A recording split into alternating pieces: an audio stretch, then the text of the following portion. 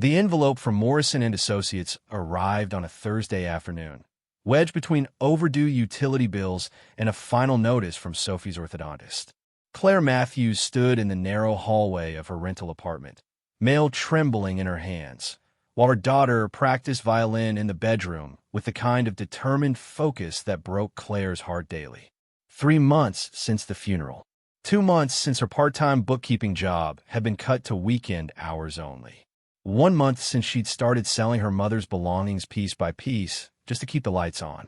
The letter inside felt impossibly formal, typed on heavy paper that seemed to mock the thinness of her bank account. Estate settlement complete. Final asset distribution. One item remained unclaimed, a china cabinet that had belonged to her mother, stored at Morrison's warehouse facility pending her decision. The attorney's note was brief and businesslike, suggesting she either claim the piece within 30 days or authorize its sale to cover outstanding storage fees. Claire sat heavily on the second-hand couch, the springs protesting beneath her weight. The china cabinet. She remembered it vividly from childhood, a massive Victorian piece that had dominated her mother's dining room for as long as Claire could remember. Dark mahogany, carved with elaborate scrollwork, glass doors that reflected candlelight during rare family dinners. Her mother, Eleanor, had treasured it obsessively, polishing the wood weekly, arranging delicate teacups and porcelain figurines behind the glass with the precision of a museum curator. The memory brought no comfort, only the familiar ache of loss and the sharper pain of current necessity. Sophie appeared in the doorway, violin tucked under her arm, her expression carrying that careful neutrality 13-year-olds perfected when they suspected bad news. "Mom? What's wrong?" Her voice was small, cautious, the voice of a child who'd learned to brace for disappointment. "Nothing, sweetheart. Just some paperwork about Grandma's things." Claire folded the letter quickly, tucking it beneath the stack of bills. "How's the practice going?" Sophie's eyes said she didn't believe the deflection, but she was kind enough not to push. "Mr. Chun says I need to work on my vibrato for the recital. Can we afford the sheet music he recommended?" The question landed like a stone in Claire's stomach. Sheet music. $15 she didn't have for something that mattered more than Claire could properly express. Sophie had her grandmother's musical talent, the same gift that had once filled Eleanor's home with beauty before bitterness and isolation had silenced it. "We'll figure out, baby. We always do." The lie tasted familiar. They'd been figuring it out for months now, cobbling survival from part-time hours and savings that evaporated faster than Claire could replenish them. The apartment was tiny, but the rent consumed 60% of her income. Sophie's school supplies, her orthodontic payments, the violin lessons that Claire refused to cut despite everything. These necessities left almost nothing for unexpected expenses. Eleanor's death had been sudden. A stroke at 68, gone before Claire could reach the hospital. They'd been estranged for years, their relationship fractured by choices Claire had made that her mother never forgave. Marrying David had been the first offense. Divorcing him had somehow been worse. Eleanor had withdrawn completely after that, retreating into the large house she'd inherited from her own parents, surrounding herself with antiques and silence. The estate settlement had revealed the extent of Eleanor's decline. The house, mortgaged beyond its value.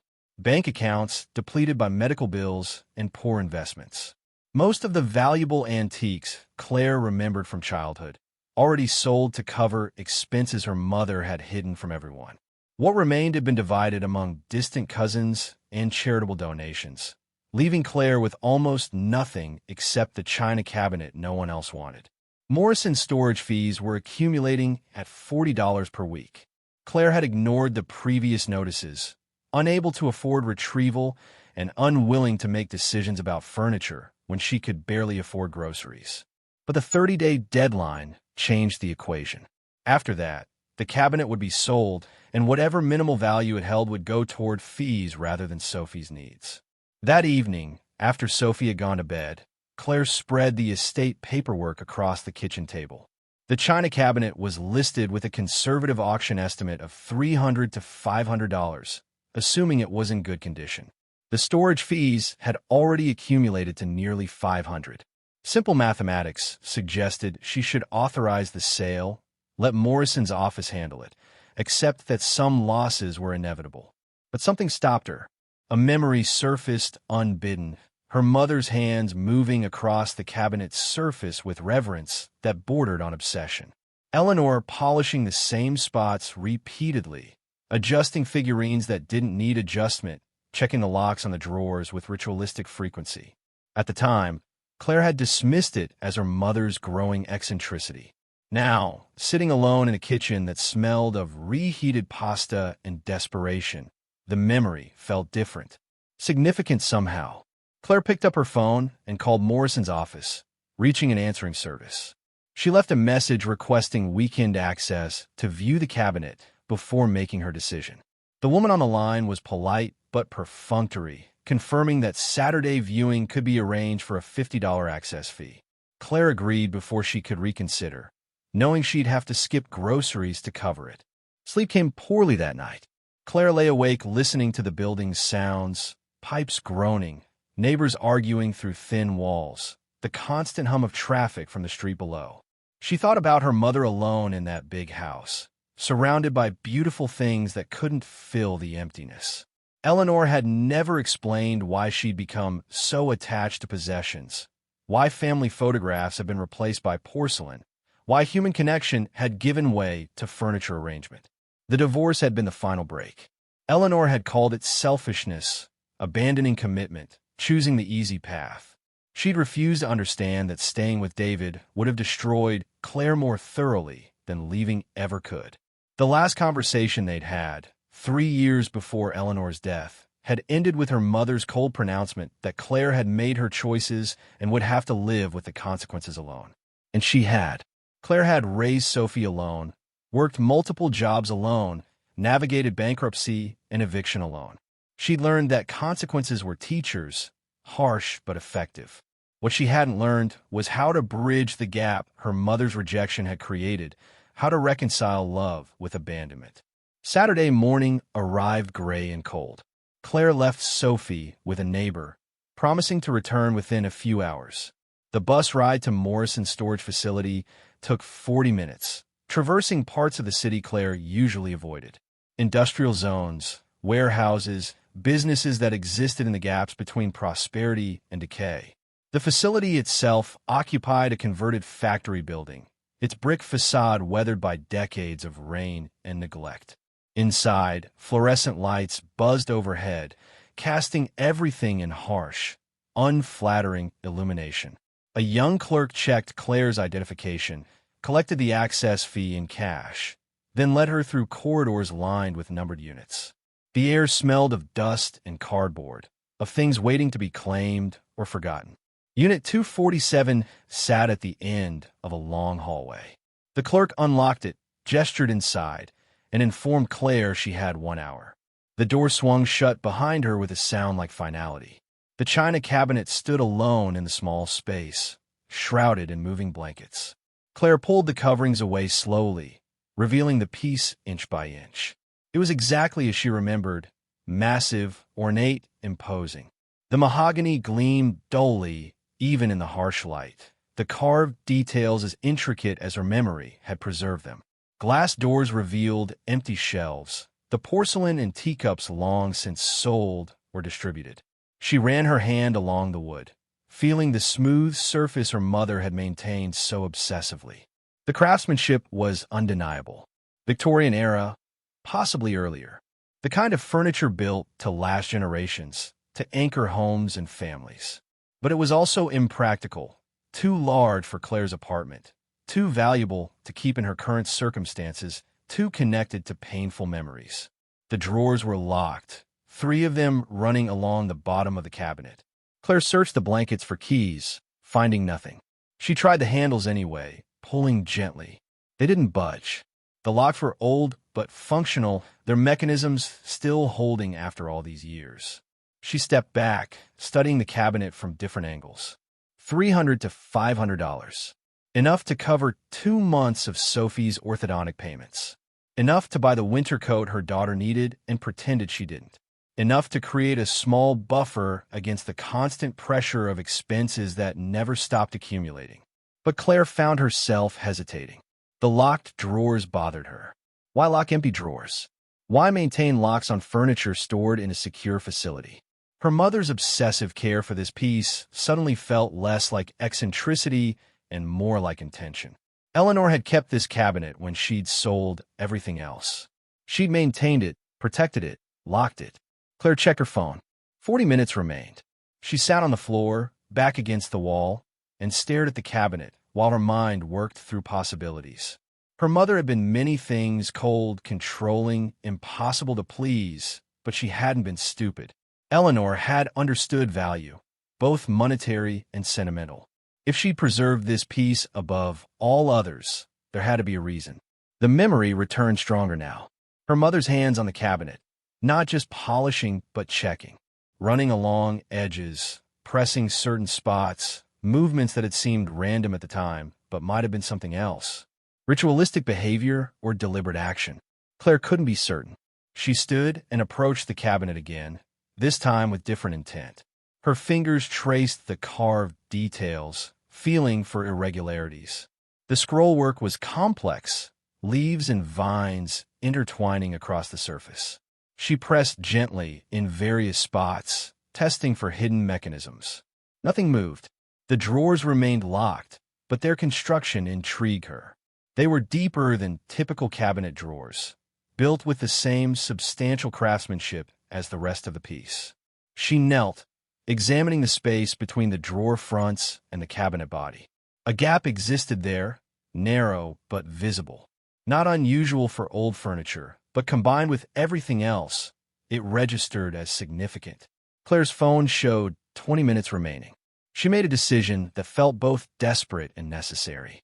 She took photographs of the cabinet from every angle, close-ups of the locks, the carved details, the construction. She measured its dimensions with the tape app on her phone. She documented everything she could observe in the time available. When the clerk returned to announce her hour was up, Claire had reached a conclusion. She couldn't afford to keep the cabinet, but she also couldn't authorize its sale without understanding why her mother had valued it so completely. She needed time, access, and tools she didn't currently have. At the front desk, she negotiated an extension. 2 more weeks of storage at the standard weekly rate. The clerk seemed surprised but indifferent. Money was money. Claire paid for 1 week up front, committing funds she should have used for groceries. The decision felt reckless, but certainty had been building in her chest throughout the hour in that storage unit. Her mother had hidden something. Whether it was sentimental or valuable, deliberate or forgotten, Claire didn't know. But Eleanor's obsessive relationship with the cabinet wasn't madness. It was protection.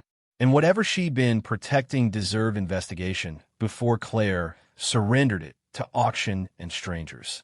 The bus ride home felt different than the journey out. Claire sat with her phone, studying the photographs she'd taken, zooming in on details. The cabinet's construction showed variations she hadn't noticed in person. Certain sections of the carved scrollwork appeared slightly different in depth and alignment. The space beneath the locked drawers seemed deeper than it should be given the cabinet's external dimensions. She thought about her mother's isolation, the way Eleanor had retreated from family and friendship, investing herself completely in a house full of objects. At the time, Claire had interpreted it as grief poorly managed, her father's death transforming Eleanor into someone unrecognizable. But perhaps there had been method beneath the madness, purpose in the obsession. Sophie was waiting when Claire returned home. Homework spread across the kitchen table alongside violin sheet music she'd printed from a free online source. "Did you get Grandma's cabinet?" Her question was careful, testing Claire's mood. "Not yet. I need to think about it a little more." Claire set her bag down, moving to the small kitchen to start dinner. "How was practice?" "Good." Mrs. Chun from downstairs said, "I'm improving." Sophie hesitated, then added quietly, "She also said she could help with the recital costs if we need it." The offer was kind and humiliating in equal measure. Claire managed a smile she didn't feel. "That's generous. We'll see how things go." They ate dinner together, pasta and vegetables, simple and filling. Sophie talked about school, about friends, about the upcoming recital with a mix of excitement and anxiety that reminded Claire painfully of herself at that age. Eleanor had attended exactly one of Claire's performances, leaving early with a headache that might have been real or might have been disappointment. After Sophie went to bed, Claire returned to the photographs on her phone. She enlarged them until individual wood grains became visible, studying the cabinet with the obsessive focus her mother might have recognized. The locked drawers bothered her most. Why 3 locks? Why such solid construction for what should be simple storage? She created a document on her laptop, typing observations and questions. The cabinet's weight, estimated from its size and materials. The depth discrepancy. The variations in carving. The locks themselves, old but well-maintained. She added notes about her mother's behavior, the way Eleanor had guarded the piece, the furniture she'd sold versus what she'd kept. Patterns emerged slowly.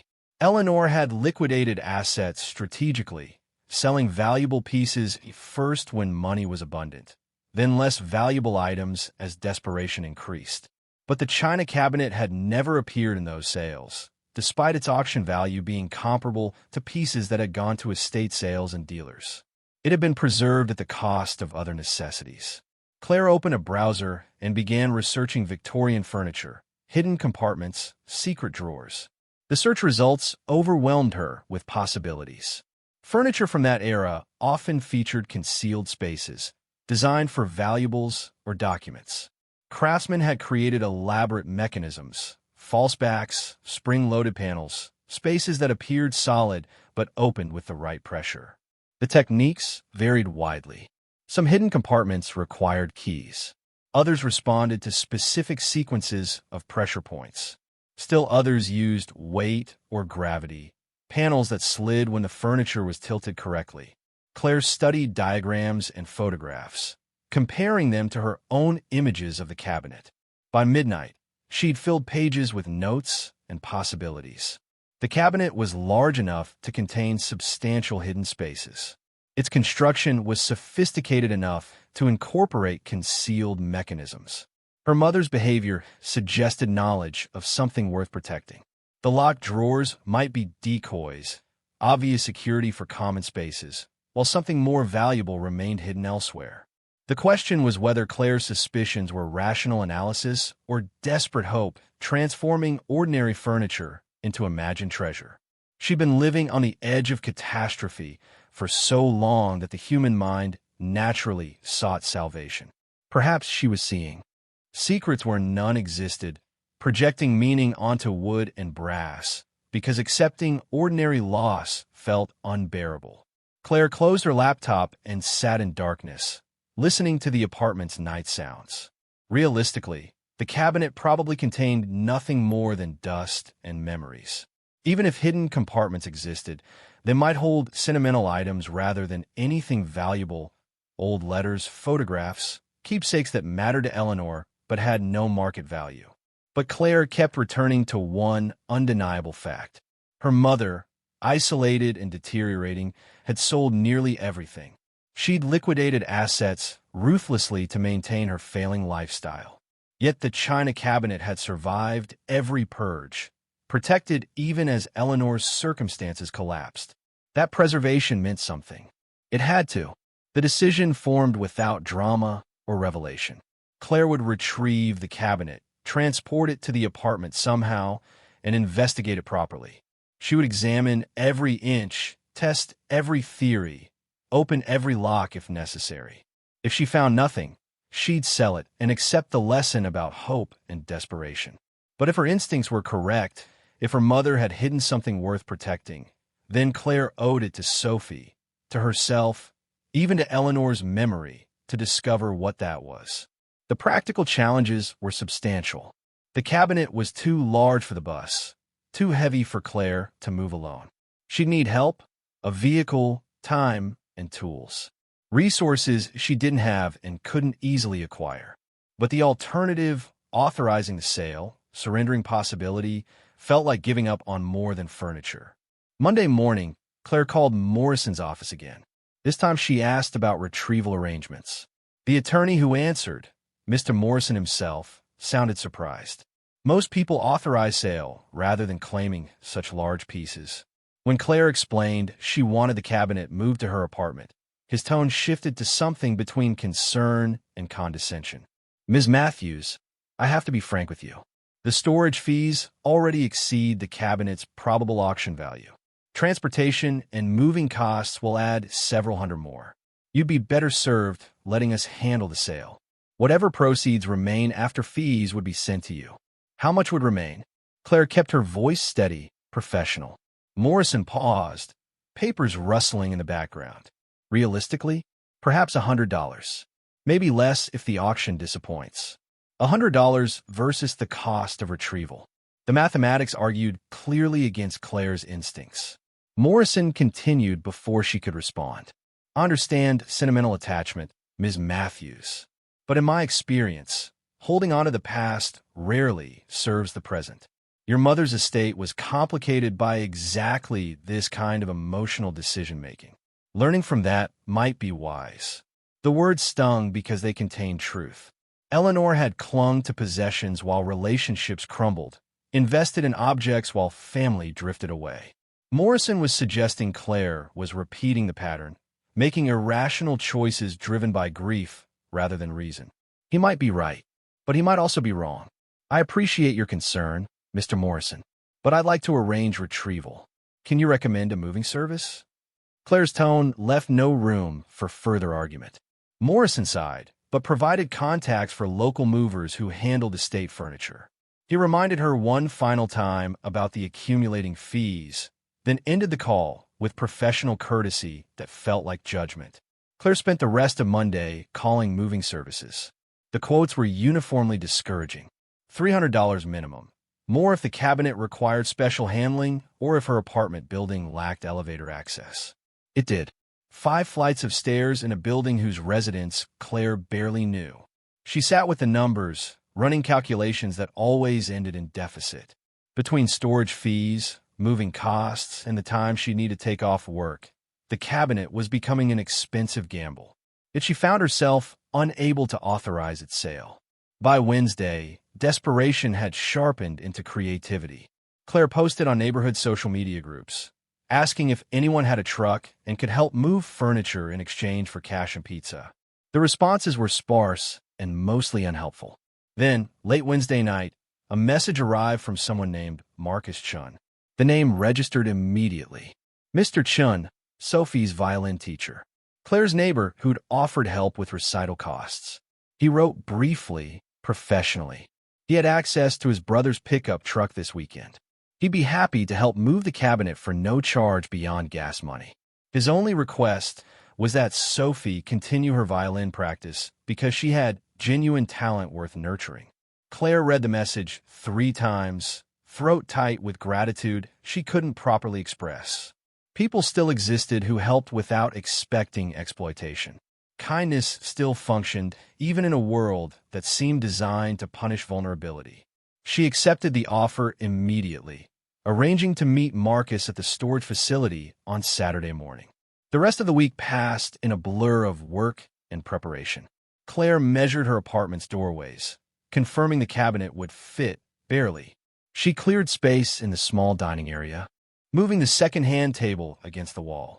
She researched lock-picking tutorials online, ordering a basic tool set from a discount website with money she absolutely shouldn't spend. Sophie noticed the changes but asked few questions. 13 years of instability had taught her when to observe rather than interrogate. She practiced her violin with increased focus, as though aware that Mr. Chen's kindness created obligations. The recital was 3 weeks away. Claire had no idea how she'd afford the required dress, but that problem could wait. Saturday arrived with steady rain and temperatures that promised worse to come. Marcus Chun appeared exactly on time, driving a pickup truck that had seen better decades. He was older than Claire had assumed, maybe 60, with patient eyes and the quiet competence of someone who'd solved many problems through experience rather than force. They drove to the facility in comfortable silence.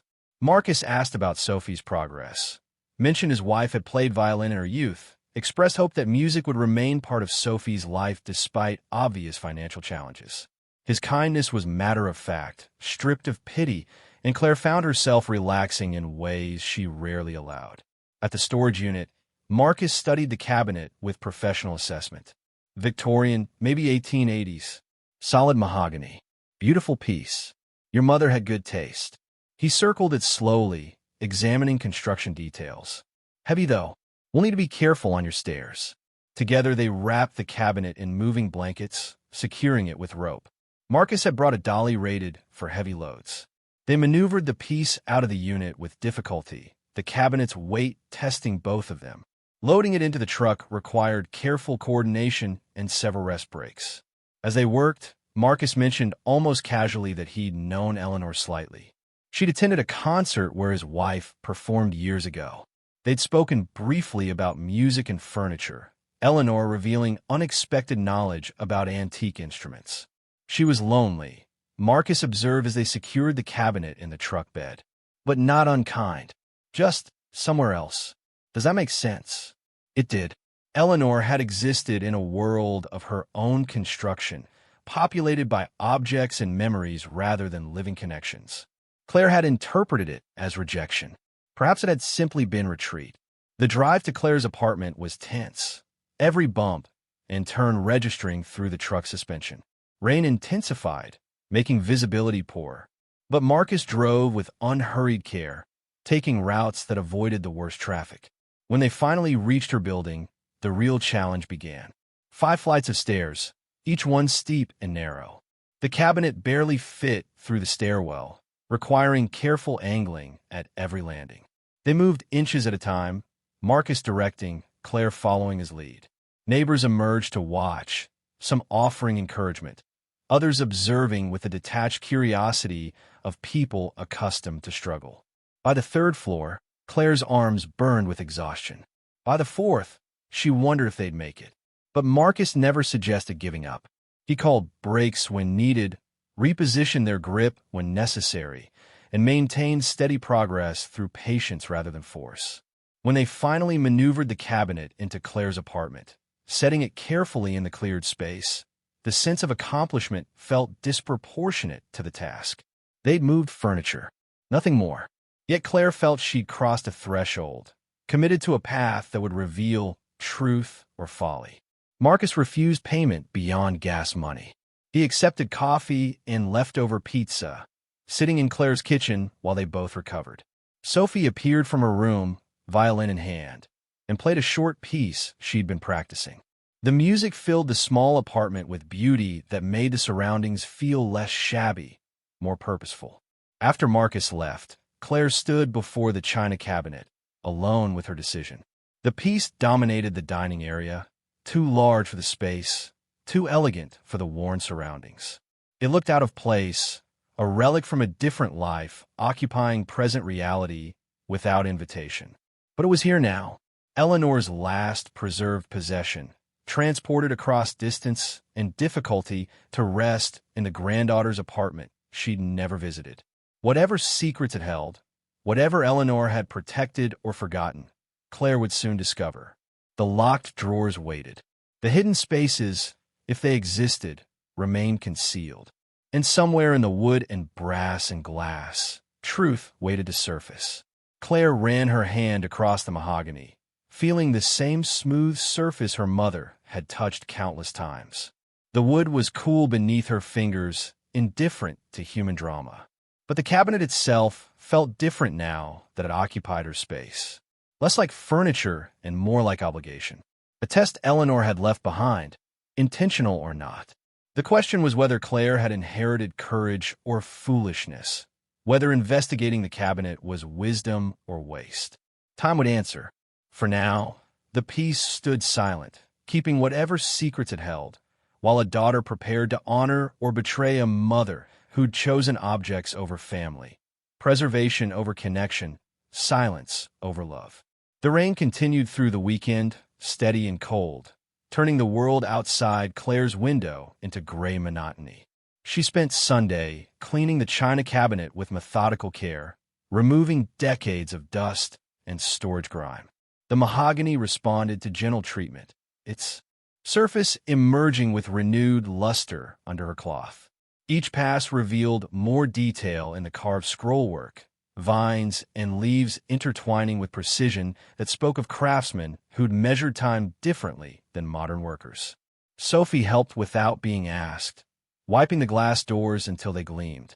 She didn't question why they'd brought such an impractical piece into their cramped apartment, why her mother was investing hours into furniture they couldn't afford to keep.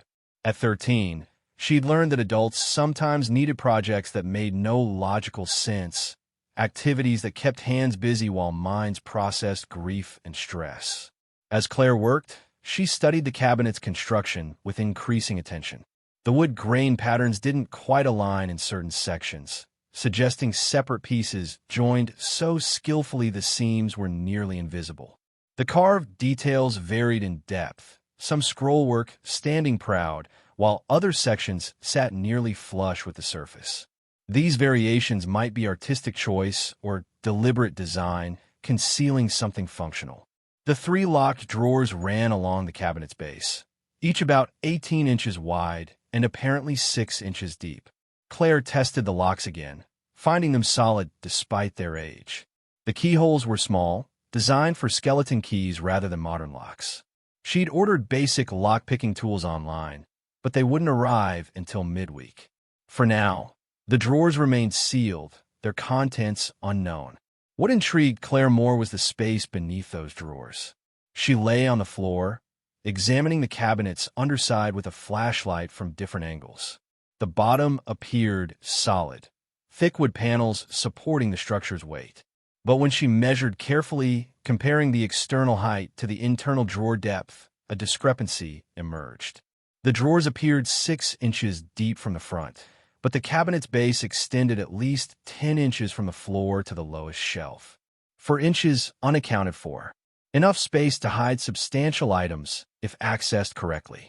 She ran her fingers along the cabinet's bottom edge, feeling for seams or irregularities. The wood was smooth, professionally finished, revealing nothing obvious. But furniture makers from that era had been artists of concealment, creating spaces that appeared solid until specific mechanisms released them. Panels that slid, sections that lifted, compartments that opened only when multiple points were pressed simultaneously. Monday brought reality crashing back. Claire's bookkeeping work demanded attention she struggled to provide, her mind constantly drifting to the cabinet waiting at home.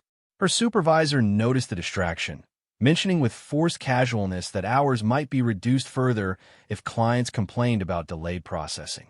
The threat was gentle but real, another reminder that economic survival required focus Claire couldn't quite muster. During her lunch break, she researched Victorian furniture makers, trying to identify the cabinet's manufacturer from the construction details she'd photographed. Several possibilities emerged: craftsmen known for elaborate hidden compartments, furniture that served dual purposes as storage and safes. One name appeared repeatedly: Whitmore & Sons, a Boston manufacturer that had specialized in high-end pieces for wealthy families between 1870 and 1900. Their signature technique involved false bottoms activated by pressure sequences, panels that appeared solid but released when specific carved details were pressed in order. The mechanisms were mechanical rather than electronic, using weights and counterweights, springs and sliding bars. Elegant solutions that required no power beyond human touch and understanding. Claire studied diagrams showing Whitmore's typical approaches. The carved scrollwork wasn't merely decorative, it concealed trigger points. Certain leaves or flowers, when pressed firmly, would release catches elsewhere in the piece. The sequences varied by item, making each cabinet or desk unique, a puzzle whose solution died with the original owner unless explicitly passed down. Her mother had never explained the cabinet's operation. Eleanor had never shared much beyond criticism and distance. But she'd spent years with the piece, maintaining it obsessively, touching it with ritualistic frequency. If anyone had discovered its secrets through patient observation, it would have been Eleanor. The lock-picking tools arrived Wednesday, a slim set of tension wrenches and picks that looked more surgical than criminal. Claire watched online tutorials for an hour, practicing on the apartment's bathroom lock until she understood the basic principles. Locks from the Victorian era were simpler than modern ones, relying on basic pin tumblers that could be manipulated with patience.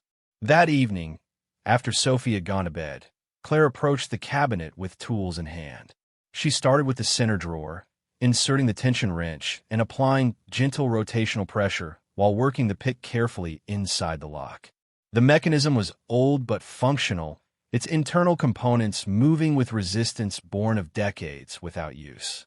She worked slowly, feeling for the pins, lifting each one until it set. The process demanded concentration that blocked out everything else: the apartment's sounds, the rain against windows, the constant background hum of worry about money and Sophie's future.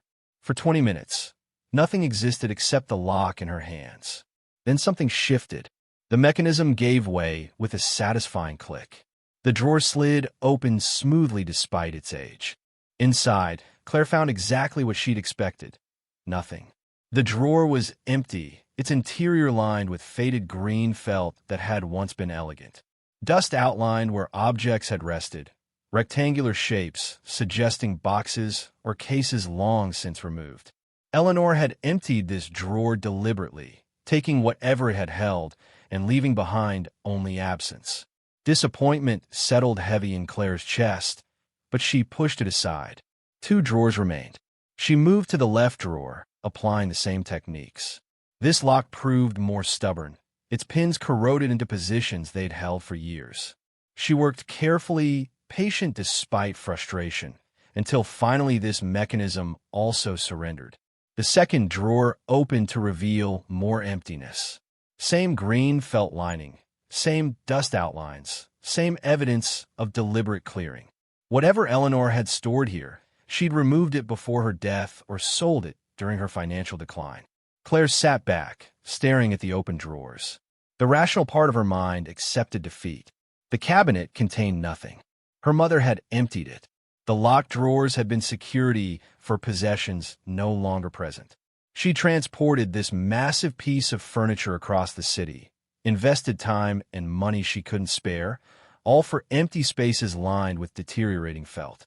But something stopped her from closing the drawers and accepting loss. The third lock remained, and beyond that, the 4-inch discrepancy she'd measured still lacked explanation. She'd opened 2 drawers and found nothing, but she hadn't yet explored everything the cabinet might contain. The third drawer resisted even more than the second. Its lock was tighter, better maintained, as though it had been opened more recently. Claire worked the picks with increasing frustration, her hands cramping from extended concentration. 20 minutes became 30, then 40. Sophie called out from her bedroom, asking if everything was okay. Claire responded with false cheerfulness, assuring her daughter she was just organizing, just cleaning, just wasting time on furniture that meant nothing. At 47 minutes, the third lock finally released. Claire pulled the drawer open, expecting more empty felt and dust outlines. Instead, she found a small leather-bound journal, its cover cracked with age, its pages yellowed but intact. She lifted it carefully, surprised by the weight. The journal was substantial, densely filled with her mother's distinctive handwriting. She carried it to the kitchen table, made coffee she didn't want, and opened to the first page. The date was from 35 years ago, shortly after Claire's father had died. The entry began without preamble. Thomas is gone. The house feels too large, too empty, too honest about what I've become. The girls ask questions I cannot answer. Claire especially. She looks at me with confusion that will harden into judgment. She'll never understand the choices I made, the things I protected her from knowing. Claire's throat tightened. She turned pages, reading entries that revealed a woman she'd never fully known. Eleanor wrote about loneliness and regret, about decisions made decades earlier that had shaped everything that followed. She wrote about the cabinet specifically, about why she'd kept it when everything else was sold. The cabinet came from Mother's family. One entry explained. Built by Whitmore in 1887, commissioned by my great-grandfather for his wife. It passed to Mother, then to me. Thomas never understood its significance. He saw furniture where I saw inheritance, both literal and symbolic. Inside these drawers, I kept what mattered most. Not jewelry or silver, though those were here too. But documents, evidence, truth that powerful people wanted buried. The writing grew more urgent in later entries. Eleanor described discovering something her father had hidden, documents relating to business dealings that had funded the family for generations. Contracts and correspondence revealing activities that Eleanor's conscience couldn't accept once she understood their implications. She confronted her father. He denied nothing, explaining that wealth rarely came from virtue, that the family's comfort was built on moral compromises she should be grateful for rather than questioning. Eleanor had taken the documents when her father died, storing them in the cabinet, uncertain what to do with knowledge that implicated people still living, still powerful. Years passed. The documents remained hidden. Thomas died without knowing what his wife protected. Claire grew up sheltered from truth that might have destroyed the illusion of respectability. Claire thinks I chose objects over family, Eleanor wrote in an entry from 5 years ago. She's not entirely wrong, but I chose silence over truth because truth would have destroyed more than our relationship. Some knowledge is burden, not gift. I carried it so she wouldn't have to. Claire read until dawn approached, the journal revealing a mother far more complex than the cold, distant woman she'd known. Eleanor hadn't been heartless, she'd been frightened. Paralyzed by knowledge she couldn't share and couldn't escape. The china cabinet had been her vault, her prison, her responsibility. The final entries detailed Eleanor's declining health and increasing isolation. She wrote about wanting to destroy the documents, to free herself from their weight. But destroying evidence felt like complicity. Preserving it felt like cowardice. She'd remained frozen between choices, maintaining the cabinet obsessively because it held the physical manifestation of her moral paralysis. The last entry, written weeks before her stroke, was brief. Claire will never forgive me for the distance I created. I couldn't explain without revealing what I protected her from. Perhaps after I'm gone, she'll find this journal. Perhaps she'll understand. The cabinet holds more than empty drawers. The craftsman who built it knew that the most important things must be hidden deepest. I pray she has courage I lack to decide what truth is worth. Claire closed the journal as morning light filtered through the apartment windows. Her hands shook slightly, whether from exhaustion or emotion she couldn't determine. The journal raised more questions than it answered. What documents? What evidence? Her mother's family had been respectable, comfortable, but not wealthy, involved in shipping and trade, but nothing that seemed dramatically sinister. Yet Eleanor's words suggested otherwise. Something existed within the cabinet that her mother had considered significant enough to protect for decades. The empty drawers weren't the end of the search. They were misdirection, obvious security for ordinary valuables, while something else remained hidden in spaces Claire hadn't yet discovered. She returned to the cabinet as Sophie was waking for school. Claire made breakfast mechanically, responding to her daughter's morning questions with distracted half-answers. After Sophie left, Claire called in sick to work, a luxury she couldn't afford but a necessity she couldn't avoid. Today she would search the cabinet completely, systematically, until she found what Eleanor had hidden or confirmed nothing remained to find. She started with the carved scrollwork, pressing each flower and leaf according to patterns she'd researched from Whitmore's known techniques. Some carvings were solid, fixed permanently to the surface. Others had slight give, moving fractionally under pressure. She worked methodically, testing combinations, pressing sequences she'd seen in historical diagrams. An hour passed without results. 2 hours. Claire's fingers ached from constant pressure. Doubt crept in, suggesting she was reading meaning into coincidence, that her mother's journal was the ravings of declining health rather than accurate documentation. Perhaps the documents Eleanor mentioned had been removed or destroyed years ago. Perhaps they'd never existed outside Eleanor's imagination.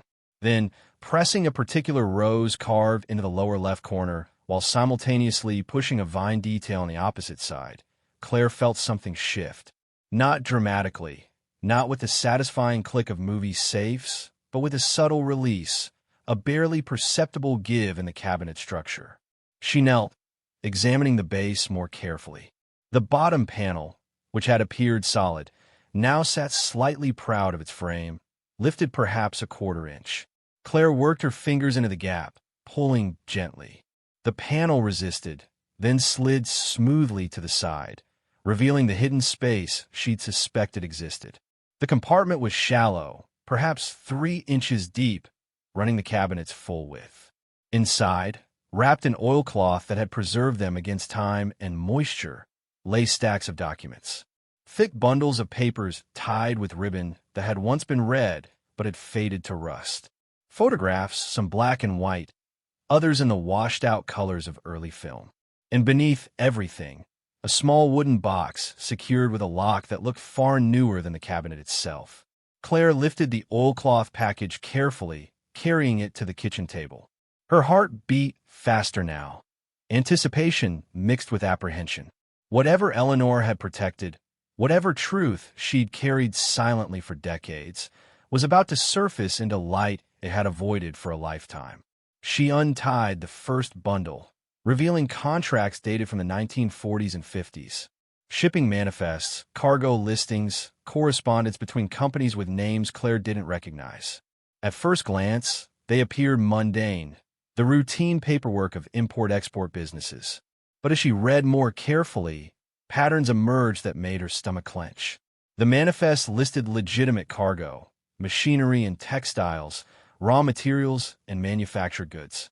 But notations and margins, coded references in correspondence, suggested other items moved alongside official shipments. Items that require discretion, that generated profits not reported to authorities, that connected her grandfather's respectable shipping business to activities that violated laws and treaties. Art stolen during wartime, cultural artifacts removed from occupied territories, objects acquired through coercion or worse, transported through legal channels by hiding them within legitimate cargo. The documentation was careful, coded, but unmistakable once Claire understood what she was reading. Her family's wealth, the comfort that had funded her childhood, the respectability her mother had maintained, all of it had roots in theft and exploitation. Eleanor's journal made horrible sense now. This was the knowledge that had paralyzed her, the truth that explained her withdrawal from family and connection.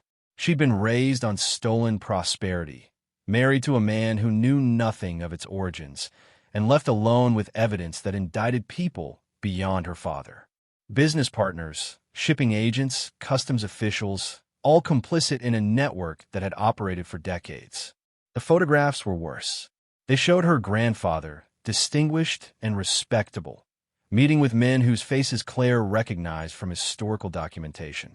War profiteers, collectors of plundered art, intermediaries who'd built fortunes from others' losses. The images were casual, social gatherings and business dinners, people smiling at cameras while trading in human suffering. Claire sat back, feeling nauseous. This was her inheritance, not the cabinet itself, but the knowledge it contained. Eleanor had been right to hide it, right to carry it silently. Revealing these documents would destroy reputations, possibly trigger legal consequences even decades later. International laws regarding cultural property had no statute of limitations. Families who'd lost art and artifacts during war could still file claims, still seek restitution. But destroying the evidence felt equally wrong. The objects documented in these manifests belonged to museums, families, nations. They'd been stolen during humanity's worst moments and absorbed into private collections through networks that profited from chaos. Somewhere, descendants of the original owners still searched for these pieces, still hoped for recovery and return. The wooden box remained. Claire had saved it for last, drawn by the newer lock that suggested more recent activity. She tried the lock-picking tools, but this mechanism was modern, resistant to simple techniques. The box itself was solid, too strong to force without risk of damaging whatever it contained. She sat with it, feeling its weight, studying the wood grain. Her mother had added this box at some point, perhaps near the end. It contained something Eleanor considered important enough to secure separately, to protect even from someone who found the hidden compartment. Claire's phone showed it was nearly noon. She'd been searching for hours, and her daughter would return from school in a few more. She needed to decide what to do with what she'd found, how to process knowledge that changed everything she believed about her family's history. The obvious choice was to contact authorities, turn over the documents to organizations that handled restitution of cultural property. Let experts trace the items listed in manifests, identify current locations if possible, facilitate return to rightful owners or their descendants. Clear her conscience by clearing her family's connection to theft, even if it came decades late. But that choice would have consequences beyond moral satisfaction. The documents implicated living people, business partners whose families still operated, collectors whose reputations depended on not examining acquisition histories too closely. Powerful interests had spent decades benefiting from silence about wartime plunder. Breaking that silence would make Claire a target, not dramatically perhaps, but persistently. Legal pressure, financial harassment, social ostracism, the tools available to protect established interests. Eleanor had lived with this knowledge for 35 years, frozen between competing obligations. The weight of it had isolated her, transformed her into the cold, distant woman Claire had resented. Now that weight passed to Claire, along with the choice her mother had avoided. Speak or remain silent. Expose or protect. Risk everything for truth or accept that some injustices were too old, too complex, too dangerous to address. She thought about Sophie, about the life her daughter deserved. Stability, security, a future built on legitimate foundations rather than inherited complications. Revealing the documents would bring attention Claire couldn't afford, questions she wasn't prepared to answer, consequences that would ripple into Sophie's life regardless of her age or involvement. But remaining silent meant accepting the same paralysis that had destroyed Eleanor. It meant teaching Sophie, implicitly but clearly, that comfort mattered more than conscience, that self-interest justified moral compromise. The lesson would be subtle but permanent, shaping her daughter's understanding of right and wrong through example rather than words. Claire stood, pacing the small apartment while her mind worked through possibilities. The rain had stopped, leaving the city washed clean under gray sky. From her window, she could see people moving through their days, carrying burdens she'd never know, making choices that defined them in ways invisible to observers. She returned to the locked box, studying it with renewed focus. Whatever Eleanor had considered worth securing separately might provide clarity, or at least context. The lock was solid, but the box's hinges were accessible. With the right tools, she could remove them, open the box without forcing the lock itself. Sophie's toolkit, a small set Claire had bought when her daughter expressed interest in building things, contained a screwdriver that fit the hinge screws. Claire worked carefully, removing the pins that held the hinges in place. The box resisted, its construction tight, but eventually the back panel separated enough for Claire to see inside. Documents again, but different this time. Legal papers, contracts dated within the last decade. Transfer agreements for art pieces, sale records showing items moving from private collections to museums, restitution agreements signed by Eleanor Matthews. Her mother had been returning things. Quietly, carefully, without announcement or credit, Eleanor had been researching the manifests, tracing objects to current holders, facilitating their return to rightful owners or legal descendants. The work had been meticulous and slow. One piece every few years, managed through attorneys who specialized in cultural property law, arranged so Eleanor's identity remained protected. She'd spent her own money, the remains of her inheritance, on legal fees and research. The comfortable life Claire remembered from childhood had been deliberately reduced, not through poor management, but through conscience acting finally, belatedly. A letter rested at the bottom of the box, addressed to Claire in Eleanor's handwriting. The envelope wasn't sealed. Inside, several pages covered in her mother's script, dated 2 months before her death. Claire, if you're reading this, you found the cabinet's secrets. I'm both relieved and sorry. Relieved because the choice I avoided will finally be made. Sorry because I'm passing you a burden I should have resolved myself. I've spent 35 years trying to undo what my father did, what his partners did, what an entire network did during and after the war. I've returned what I could trace, facilitated what restitution I could manage. But I worked slowly, hampered by fear and limited resources. Hundreds of items remain lost, absorbed into collections that claim legitimate provenance, hidden by dealers who profit from not asking questions. The documents in the cabinet are evidence, detailed and damning. With them, proper authorities could force disclosure, mandate research into acquisition histories, recover objects that victims' families still search for. But using them requires courage I never fully found. The people implicated have power, resources, and no interest in historical justice. Fighting them would consume your life as protecting the evidence consumed mine. I can't tell you what to do. I failed at that when you were young. Try to control through distance and disapproval what I should have guided with honesty. You have every right to destroy these documents, to free yourself from responsibility for crimes you didn't commit. The law might not even support their use after so many decades. But if you choose to act, know that organizations exist who handle exactly this work. Cultural property attorneys, international agencies, advocacy groups for victims of wartime plunder. They have expertise and resources I lacked. They can use evidence effectively where I could only fumble toward partial restitution. Whatever you decide, I want you to know that my distance from you was never rejection. It was protection of the only kind I understood. I couldn't share my life while carrying these secrets. Couldn't invite you into a house haunted by knowledge I was ashamed to possess but couldn't escape. I thought isolation would shield you. Instead, it probably wounded you in ways I'll never fully understand. I loved you more than I knew how to show. I loved Sophie, though I was too damaged to meet her. If these documents can help return even a few more stolen objects to their rightful places, perhaps some good can emerge from the corruption that funded our family's comfort. Be braver than I was, Claire, whatever that means to you. Your mother, Eleanor. Claire read the letter 3 times, tears blurring the words. Her mother hadn't been cold. She'd been crushed under knowledge that isolated her completely. Eleanor had tried to fix things alone, moving with the timidity of someone who believed she deserved punishment more than assistance. The full picture assembled in Claire's mind with devastating clarity. The china cabinet hadn't been obsession.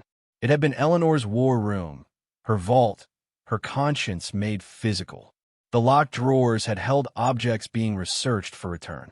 The hidden compartment had preserved evidence, while Eleanor worked slowly, privately, to undo decades of theft. And Claire had inherited not just the furniture, but the choice. Continue the work or end it. Use the documents or destroy them. Risk everything to pursue justice or accept that historical crimes exceeded individual capacity for correction. The decision didn't come immediately. Claire spent the rest of that day and the following week moving through her routine while her mind worked through possibilities that multiplied faster than she could organize them. She returned to her bookkeeping job, processed invoices and receipts with mechanical efficiency, and avoided her supervisor's questions about whether everything was all right. She helped Sophie prepare for the violin recital, listened to the same pieces practiced repeatedly until they became background music to impossible thoughts. The documents remained spread across her kitchen table, covered with a sheet when Sophie was home, exposed when Claire worked through them alone late at night. She cataloged everything methodically, creating spreadsheets that listed each item mentioned in the manifests, cross-referencing with Eleanor's notes about pieces already returned. The scope was staggering. Hundreds of objects, from significant artworks to religious artifacts, cultural treasures to personal items that had mattered to families now scattered across continents. Eleanor had managed to return 17 pieces over 30 years. 17 objects restored to rightful owners or their descendants through painstaking research and careful legal negotiation. The work had consumed her inheritance, her energy, and ultimately her capacity for any life beyond this solitary mission. She died having made barely a dent in the problem, having restored perhaps 3% of what the manifest documented. Claire researched the organizations Eleanor had mentioned in her letter. The landscape of cultural property law had evolved significantly since Eleanor began her lonely work. International databases now tracked stolen art and artifacts. Organizations existed specifically to facilitate restitution, staffed by experts who understood both historical research and contemporary legal frameworks. What had been nearly impossible for a single woman working in isolation had become, if not simple, at least more navigable.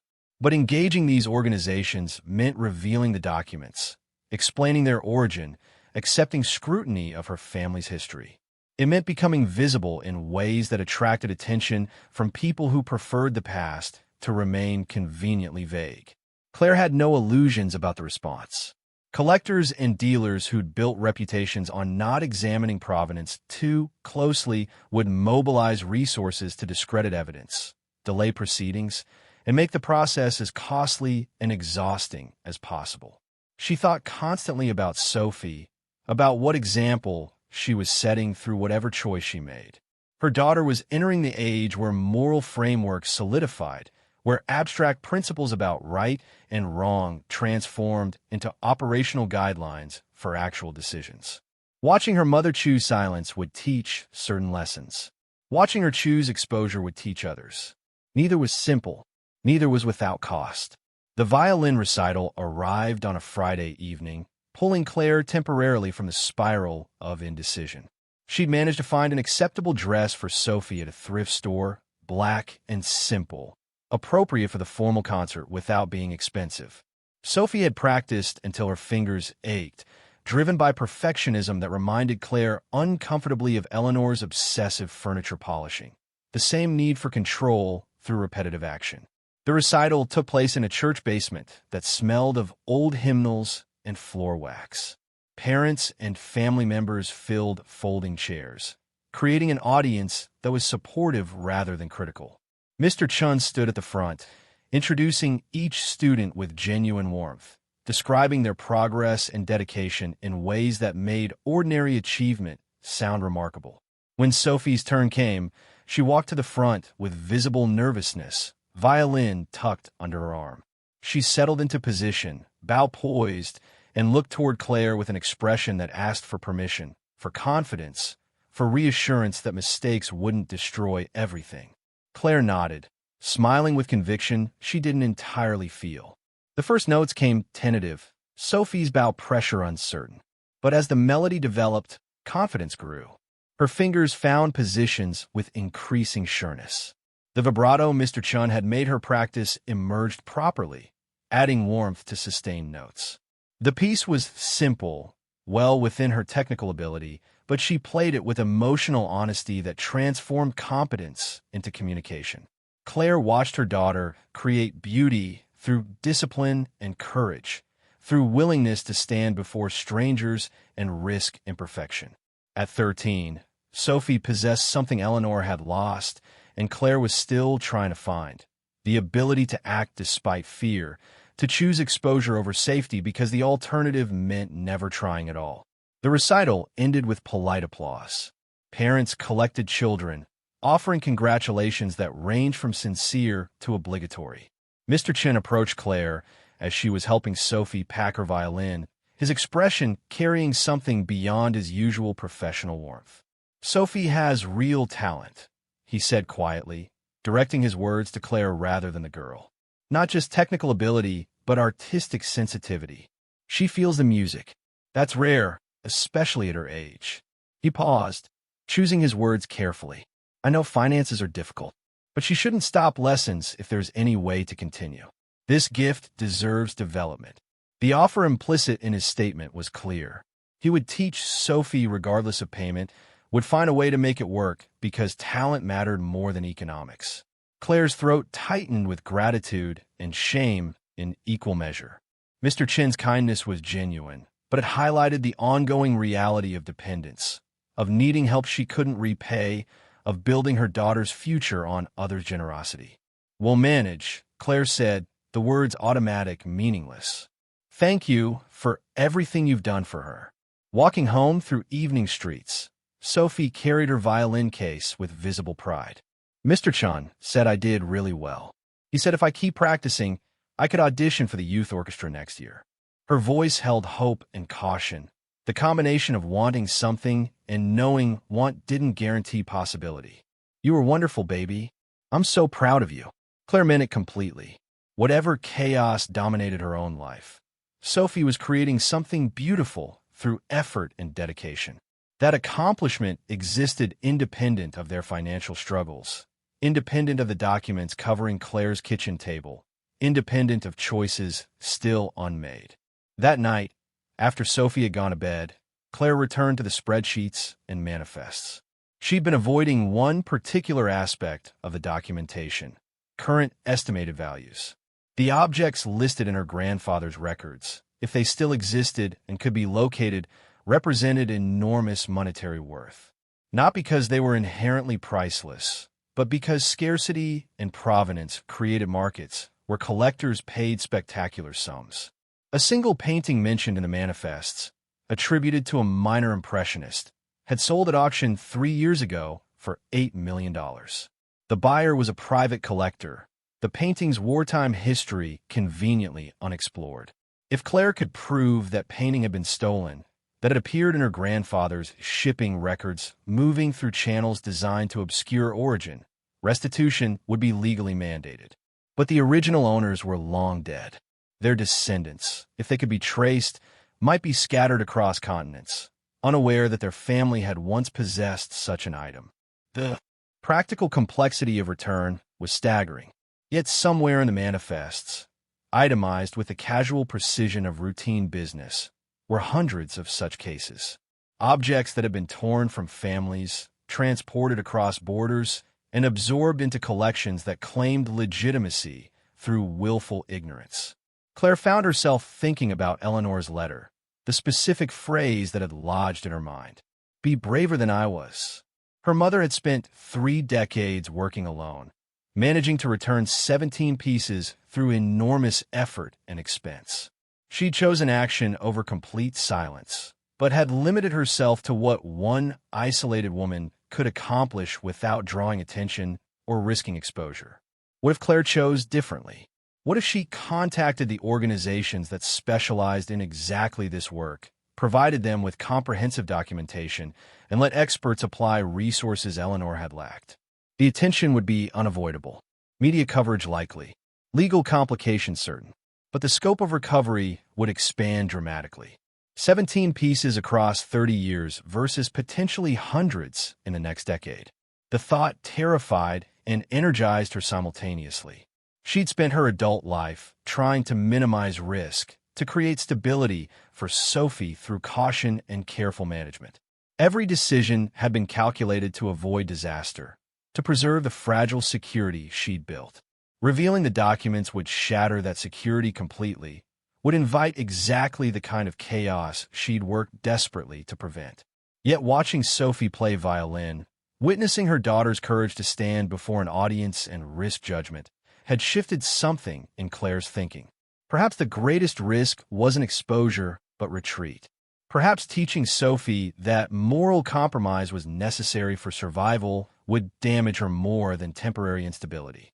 Perhaps Eleanor's isolation, her transformation into someone cold and distant, had resulted not from knowing terrible truth, but from knowing it alone, carrying it without support or partnership. Monday morning, Claire made 3 phone calls before going to work. The first was to the Cultural Heritage Recovery Initiative, an international organization that facilitated restitution of wartime plunder. She spoke briefly with an intake coordinator, explaining in general terms that she possessed documentation relating to stolen art and artifacts. The coordinator's response was professional but interested. They handled such cases regularly. If Claire's documentation was legitimate and detailed, they could certainly evaluate it. The second call went to a law firm specializing in cultural property. Eleanor's notes had mentioned them, an attorney named Rebecca Stanton who'd helped facilitate several of the returns Eleanor had managed. Rebecca's assistant scheduled a consultation for later that week. No commitment, just an initial conversation to assess what Claire had and whether it merited formal legal representation. The third call was the most difficult. Claire contacted her supervisor, requesting a meeting to discuss reduced hours. She couldn't explain the real reason, couldn't say she needed time to unravel her family's participation in historical theft. Instead, she cited health concerns, family obligations, the vague justifications people offered when truth was too complex for workplace conversation. Her supervisor was understanding but clear. Reduced hours meant reduced income. Claire's position was already precarious. Further cuts would make it nearly impossible to maintain. Claire accepted the terms. She was moving beyond calculation now, beyond careful balancing of costs and benefits. The decision had formed somewhere beneath conscious deliberation, emerging with the inevitability of water finding channels. She would use Eleanor's documentation. She would pursue restitution with expert help. She would risk the security she'd built because the alternative, silence that preserved comfort while abandoning principle, had destroyed her mother and would eventually destroy her. The consultation with Rebecca Stannon happened in an office that looked exactly like Claire had imagined. Understated elegance, walls lined with law books, windows overlooking the city from enough height to suggest success without ostentation. Rebecca herself was perhaps 50, silver hair cut precisely, eyes that assessed without judging. She listened to Claire's explanation without interrupting, occasionally taking notes, her expression revealing nothing. When Claire finished, Rebecca leaned back in her chair. "Your mother contacted me initially about 15 years ago. I helped her return a religious manuscript to a monastery in Poland, a Torah scroll to descendants in Israel, several other pieces. She was meticulous in her research, but limited in resources. I encouraged her repeatedly to come forward with the full documentation, to let organizations with proper funding and expertise handle the scope of recovery. She always refused. She was afraid," Claire said simply. She had reason to be. The individuals and institutions implicated in these documents aren't abstract historical figures. Many are still operating, still influential, still very motivated to avoid scrutiny of their acquisition practices. Rebecca paused, her expression softening slightly. "I need to be clear with you about what pursuing this will mean. Best case scenario, we facilitate return of dozens, possibly hundreds of objects to their rightful owners or descendants. We expose a network of wartime profiteering that continued for decades after the war ended. We create precedent that makes similar theft harder to execute and easier to prosecute. And worst case," Claire kept her voice steady, "worst case, you become a target for legal harassment, financial pressure, and reputational attack from people with resources exponentially greater than yours. Your family's role in the theft becomes public knowledge. Your grandfather's reputation is destroyed retroactively. You face years of litigation, depositions, and media attention. Your daughter grows up watching her mother fight battles that may not be won within her childhood. And despite all that effort, most of the objects documented might never be recovered because they've been destroyed, lost, or hidden so effectively that proof becomes impossible." The honesty was brutal but necessary. Rebecca wasn't trying to discourage Claire. She was providing the information needed for informed decision. Your mother chose partial action over complete exposure because she believed protecting you mattered more than comprehensive justice. You'll need to decide whether you agree with that calculation. Claire thought about Sophie, about the recital, about her daughter's courage to stand before strangers and create beauty despite the risk of failure. "My daughter is learning that doing difficult things matters more than staying comfortable. I can't teach her that lesson while choosing the opposite myself." Rebecca smiled, the expression transforming her professional demeanor into something more human. "Then we should begin. The process will be lengthy and complex, but I've handled cases with less documentation than what you've described. If your grandfather's manifests are as detailed as your mother's notes suggest, we have substantial evidence to work with." They spent the next 2 hours reviewing the documents Claire had brought, Rebecca examining each manifest and photograph with practiced efficiency. She took copies, asked detailed questions about provenance and chain of custody, and began assembling a preliminary strategy. The approach would involve multiple organizations working in coordination. the Cultural Heritage Recovery Initiative for Research and Victim Family Identification, Rebecca's firm for legal representation, and international agencies for enforcement of restitution agreements. This will become public, Rebecca warned again as Claire prepared to leave.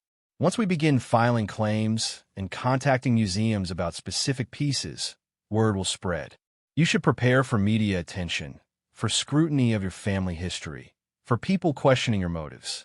Some will assume you're pursuing financial gain. Others will call this performative guilt. Very few will understand that you're simply trying to correct injustices your grandfather profited from. Claire nodded, accepting the warning without enthusiasm. She'd never sought attention, had built her life around staying invisible, managing problems quietly.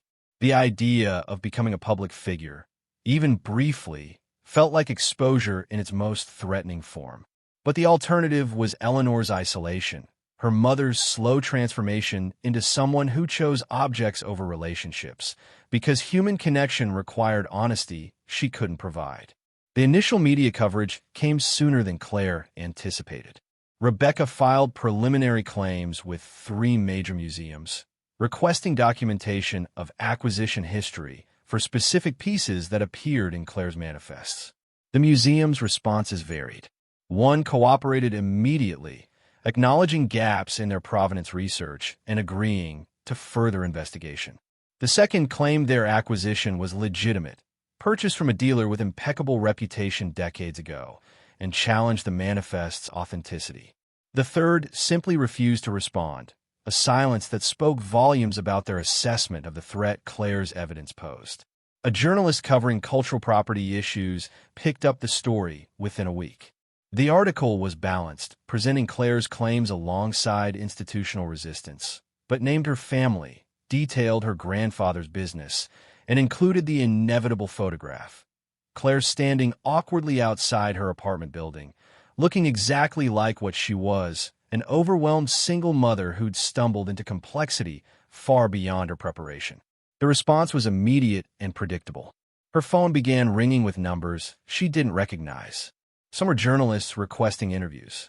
Others were attorneys representing collectors, their messages polite, threats disguised as professional courtesy. A few were from organizations supporting restitution efforts, offering assistance and encouragement. The volume was overwhelming, transforming her phone from a tool into a source of constant anxiety. Sophie saw the article because a classmate's parent saw it first. She came home from school carrying questions Claire had hoped to delay. "Mom, why didn't you tell me about Grandma's stuff? About the stolen art?" Her tone wasn't accusatory, just confused, hurt by exclusion from something that apparently involved their family. Claire sat her daughter down, attempting to explain complexity that she herself barely understood. She talked about Eleanor's isolation, about the choice between silence and exposure, about trying to correct injustices committed by people long dead. Sophie listened with the seriousness 13-year-olds brought to moments when adult problems invaded their awareness. "Are we in trouble?" Sophie's question was direct, practical. Not trouble exactly, but things are going to be complicated for a while. People might say things about our family, about your great-grandfather. Some of it will be true. Some will be exaggerated. And I can't protect you from all of it because this is bigger than I can control. Sophie absorbed this with visible concern. Then, surprising Claire, she asked, "Is this the right thing to do? Giving back the stolen stuff?" The question carried no judgment, only genuine uncertainty about whether moral clarity existed in situations this complex. "I think so, baby. I think when we discover our family benefited from hurting others, we have an obligation to try to fix it, even if fixing is hard and incomplete." Claire paused, then added honestly, "But I'm not completely certain. I'm doing what feels right based on what I know. Sometimes that's all anyone can do." The conversation seemed to satisfy Sophie, or at least give her framework for processing what was happening. She returned to her homework, her violin practice, the routines that gave structure to life regardless of external chaos. Claire envied her daughter's ability to compartmentalize, to continue functioning while larger issues resolved themselves slowly. The first major success came 6 weeks after Rebecca filed initial claims. A museum in Boston agreed to return a religious artifact, a silver menorah documented in Claire's manifests, to descendants of the family from whom it had been stolen. The research had been swift because the original family had maintained records, had searched for decades, had never accepted that their heritage was simply lost. DNA evidence confirmed lineage. Provenance research confirmed the museum's acquisition originated with dealers who'd worked with Claire's grandfather. The return ceremony was small, private, but Rebecca insisted Claire attend. "You need to see what this work accomplishes," she explained. "It's easy to focus on the costs, the harassment, the difficulty. You need to remember why it matters." The ceremony took place in the museum's administrative offices rather than public galleries. The family receiving the menorah numbered 7 members, spanning 3 generations. The eldest was a woman in her 80s who'd fled Europe as a child, losing everything including this menorah her family had owned for 2 centuries.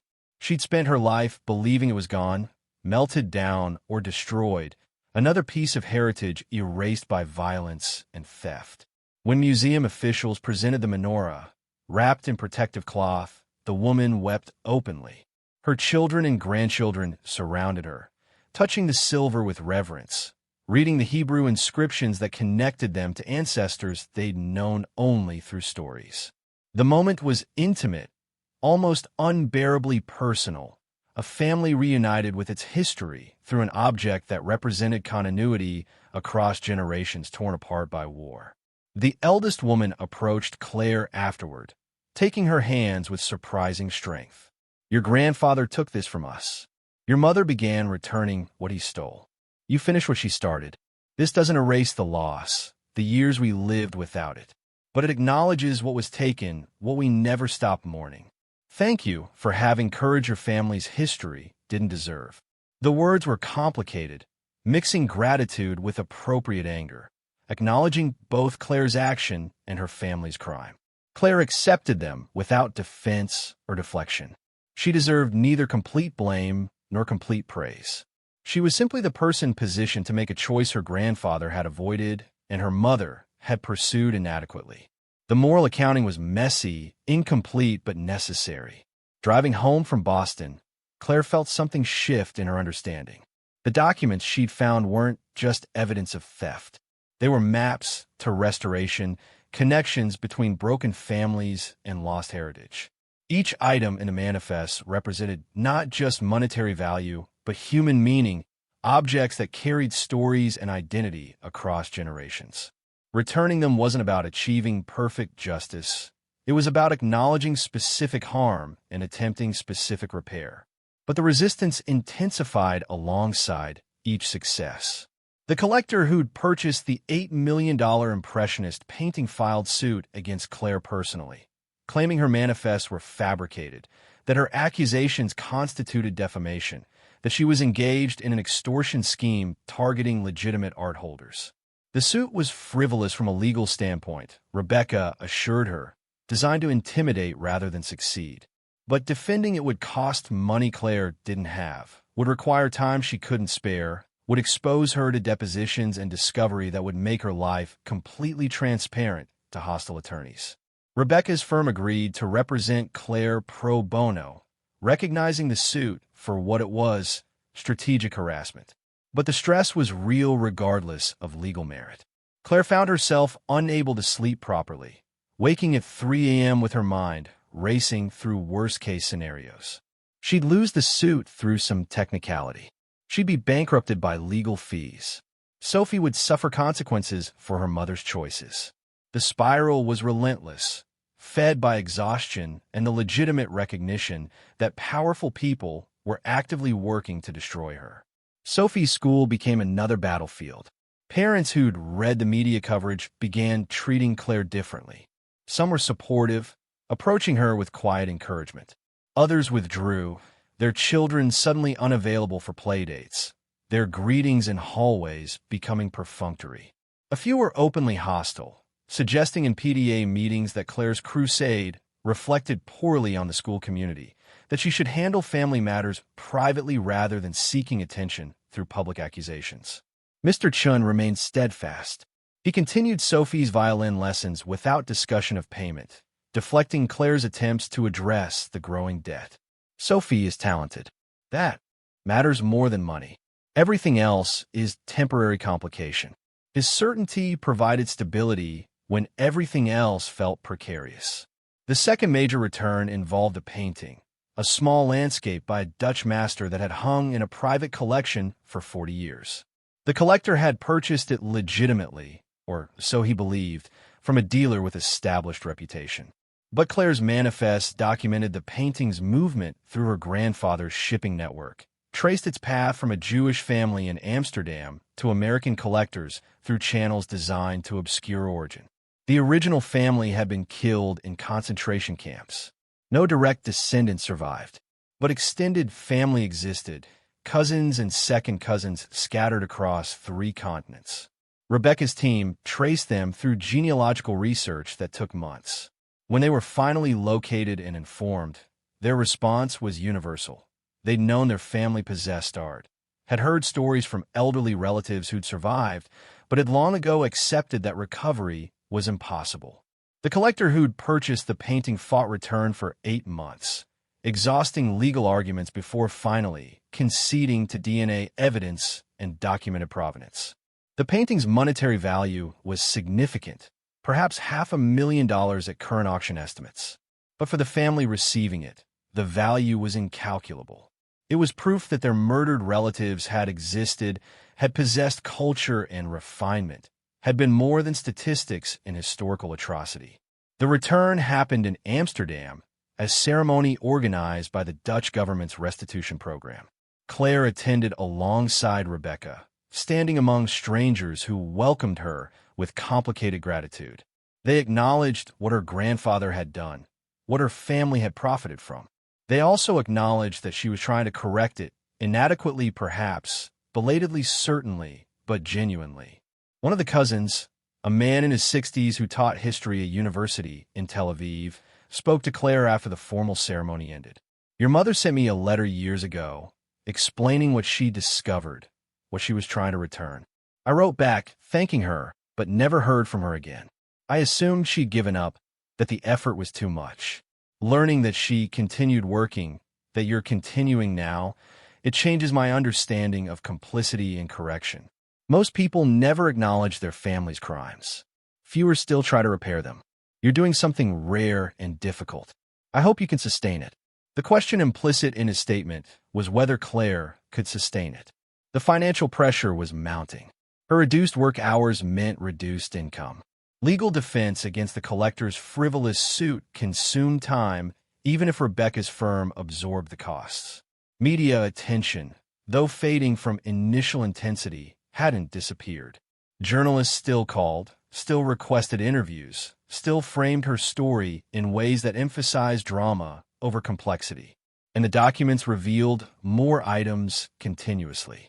Each manifest Claire examined disclosed additional objects, additional thefts, additional families who might be traced and might receive restoration. The work was endless. Eleanor had spent 30 years returning 17 pieces. Claire had facilitated 2 returns in 6 months through expert help, but hundreds remained. The scope exceeded any individual's capacity for correction.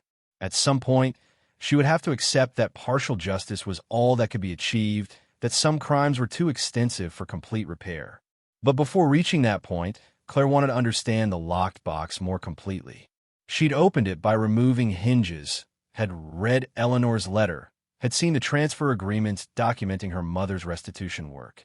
But the box had felt heavier than its visible content suggested.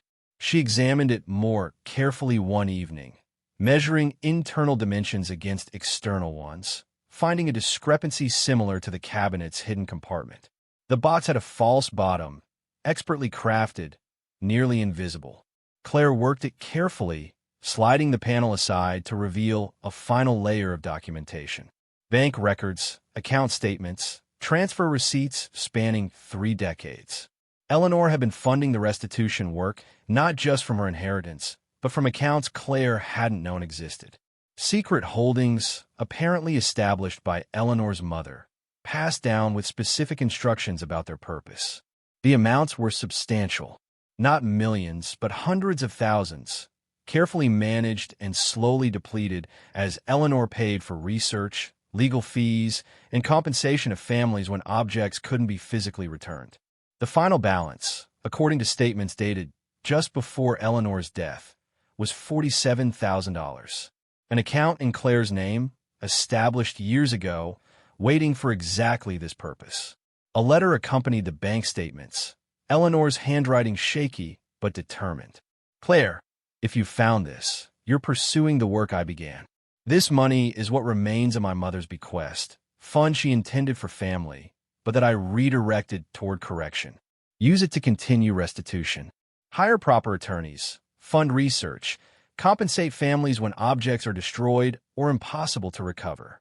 Don't let the work stop because of money. That was my mistake, working within financial limits that slowed progress to ineffectiveness. You have resources I pretended not to have. Use them completely. $47,000. Enough to fund Rebecca's firm for months of intensive work. Enough to hire researchers who could trace families more quickly than Claire had managed. Alone. Enough to make the difference between partial effort and comprehensive campaign. Eleanor had arranged this deliberately, created a mechanism that would activate only if Claire chose to continue the work, providing resources that match commitment. Claire sat with the bank statements, feeling her mother's presence more vividly than at any point since the funeral. Eleanor hadn't been absent or cold. She'd been present in the only way she knew, through preparation and provision, creating structures that would support her daughter when she was gone.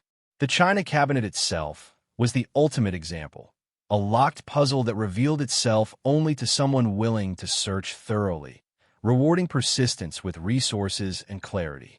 The money changed everything practically. Claire called Rebecca the next morning, explaining the discovered account. Rebecca's response was immediate and energized.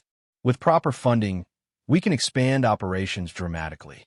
I can hire additional researchers, file claims simultaneously rather than sequentially, pursue cases I dismissed as too resource-intensive. If you're willing to commit those funds to this work, we can accomplish in 2 years what would otherwise take a decade." Claire authorized the transfer without hesitation. The money wasn't hers in any meaningful sense. It was Eleanor's intention made liquid, her mother's final act of correction. Using it for anything besides restitution would betray the purpose for which it had been preserved. Within days, Rebecca's firm had assembled a team. 3 researchers, 2 additional attorneys, and partnerships with international agencies that specialized in exactly this work. The pace accelerated immediately. Within a month, they'd filed claims regarding 17 additional objects, contacted 8 museums and 12 private collectors, and begun genealogical research tracing families across 4 continents. Some collectors cooperated, others fought, but the pattern was consistent. When confronted with Claire's documented evidence, supplemented by professional research confirming provenance, resistance eventually collapsed into negotiated return. Not every case succeeded. Some objects had been destroyed. Others had disappeared into private collections so secretive that even expert researchers couldn't penetrate them. Several families, when finally traced, wanted nothing to do with recovery, their relationship to stolen heritage too painful to revive. Claire learned to accept these failures without letting them negate successes. Partial justice remained justice. Incomplete repair remained repair. Sophie watched the transformation of their apartment into an operational center. The dining table remained covered with documents, now supplemented by Rebecca's organized files and research binders. Claire's phone rang constantly with updates, questions, developments. The chaos was purposeful rather than desperate, motion toward specific goals rather than frantic reaction to mounting pressure. One evening, Sophie asked whether they would always live like this, surrounded by other people's history, managing crises that belonged to strangers. Claire considered the question seriously. "No, baby. This is temporary. At some point, we'll have done what we can, returned what's returnable, and we'll rebuild normal life. But right now, this is what I need to do. Can you understand that?" Sophie nodded slowly. Like when I practice violin, even though I'm tired. Because finishing things matters more than being comfortable. The comparison was apartment Claire's daughter understood implicitly what Claire was still learning explicitly. That meaningful work required persistence beyond the point where effort felt sustainable. That completion demanded continuing when quitting would be easier. The third major return involved the most valuable object Claire had yet recovered. A religious sculpture, medieval bronze worth perhaps $3 million at auction, documented in her grandfather's manifests as transiting through a shipping network in 1947. The sculpture had been stolen from a church in France during occupation, had moved through dealers across Europe before arriving in America, and had eventually been purchased by a collector who donated it to a museum in Houston. The museum initially refused return, arguing their acquisition was legitimate, that decades of possession created rights that superseded original ownership. But faced with documentation they couldn't refute and international pressure they couldn't ignore, they eventually agreed to restitution.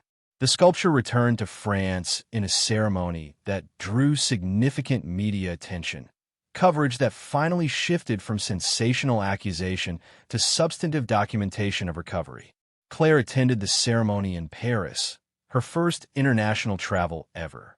The church receiving the sculpture had been rebuilt after wartime destruction, but the congregation remained, descendants of those who'd worshipped there when the bronze was stolen. Their gratitude was profound and specific. The sculpture wasn't just valuable art. It was integral to their liturgical tradition, its absence having created literal emptiness in worship space for 3 generations. The priest who presided over the return ceremony embraced Claire with tears streaming down his face. "Your family took this from us during our darkest hour. You have returned it during your own difficulty. This is grace, imperfect and human, but grace nonetheless. Thank you for having the courage to correct what you might have ignored." Standing in that rebuilt church, watching elderly parishioners touch the bronze with reverent hands, Claire felt something release in her chest. The work wasn't about absolving her family's guilt. It wasn't about earning redemption through effort. It was simply about acknowledging specific harm and attempting specific repair, letting people who'd been robbed of heritage reclaim what had been taken when recovery still remained possible. The returns continued. Over the following 18 months, Claire's partnership with Rebecca's firm facilitated recovery of 43 objects. Some were extraordinarily valuable. Others held only sentimental worth. But each return connected families to heritage, acknowledged theft rather than accepting convenient amnesia, created precedent that made similar crimes slightly harder to execute and easier to prosecute. The harassment continued as well. Collectors and dealers whose business models depended on not examining acquisition histories too carefully targeted Claire with sustained legal pressure. The suits were uniformly frivolous, designed to exhaust rather than succeed. But defending them consumed time and energy, required constant vigilance against procedural traps that could create real consequences from fabricated claims. Claire developed resilience through necessity. She learned to ignore threatening letters, to route hostile calls directly to Rebecca's firm, to treat legal harassment as background noise rather than existential crisis. The transformation wasn't dramatic or complete. She still woke at 3 a.m. sometimes, still felt her chest tighten when unfamiliar numbers called. But the panic response diminished with repetition. Fear became familiar enough to manage rather than overwhelming enough to paralyze. Sophie turned 14, then 15. She continued violin, her talent developing under Mr. Chen's patient instruction. She watched her mother's work with understanding that matured alongside her. The chaos that had initially confused her became context she accepted, disruption she accommodated, proof that adults sometimes had to do difficult things for reasons beyond immediate family benefit. The apartment remained cramped. The finances remained tight. The future remained uncertain in all the ways Claire had once tried desperately to avoid. Yet something had changed fundamentally. Claire was no longer simply surviving, managing crisis through careful calculation. She was acting with purpose beyond self-preservation. contributing to correction that exceeded her personal sphere, teaching her daughter through example that moral obligation sometimes demanded accepting risk rather than avoiding it. Eleanor's china cabinet still stood in the dining area, its hidden compartment now empty, its locked drawers no longer concealing anything except dust and memory. Clara considered selling it once the documents were removed, recovering some value from furniture that served no practical purpose in her small apartment. But she kept it instead, maintaining it as Eleanor had maintained it, polishing the wood weekly, preserving the piece not for its utility, but for what it represented.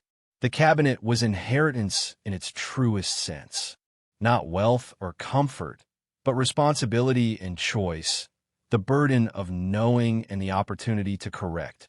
Eleanor had received it from her mother, had filled it with evidence and obligation, had spent her life trying to resolve what it contained. Claire had inherited both the furniture and the task, had completed what Eleanor began, had transformed isolated effort into systematic recovery.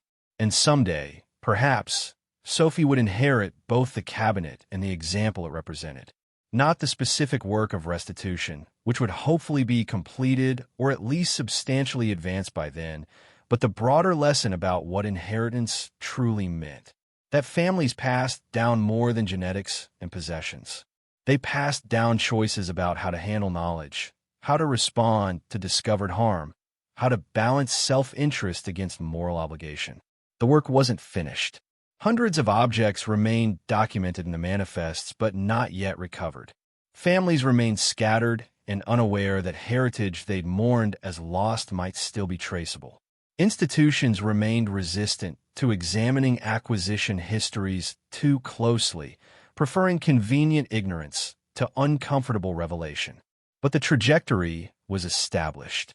What Eleanor had begun alone in isolation, Claire had transformed into coordinated effort with expert support. What her grandfather had stolen through networks of complicity, his granddaughter was returning through networks of recovery.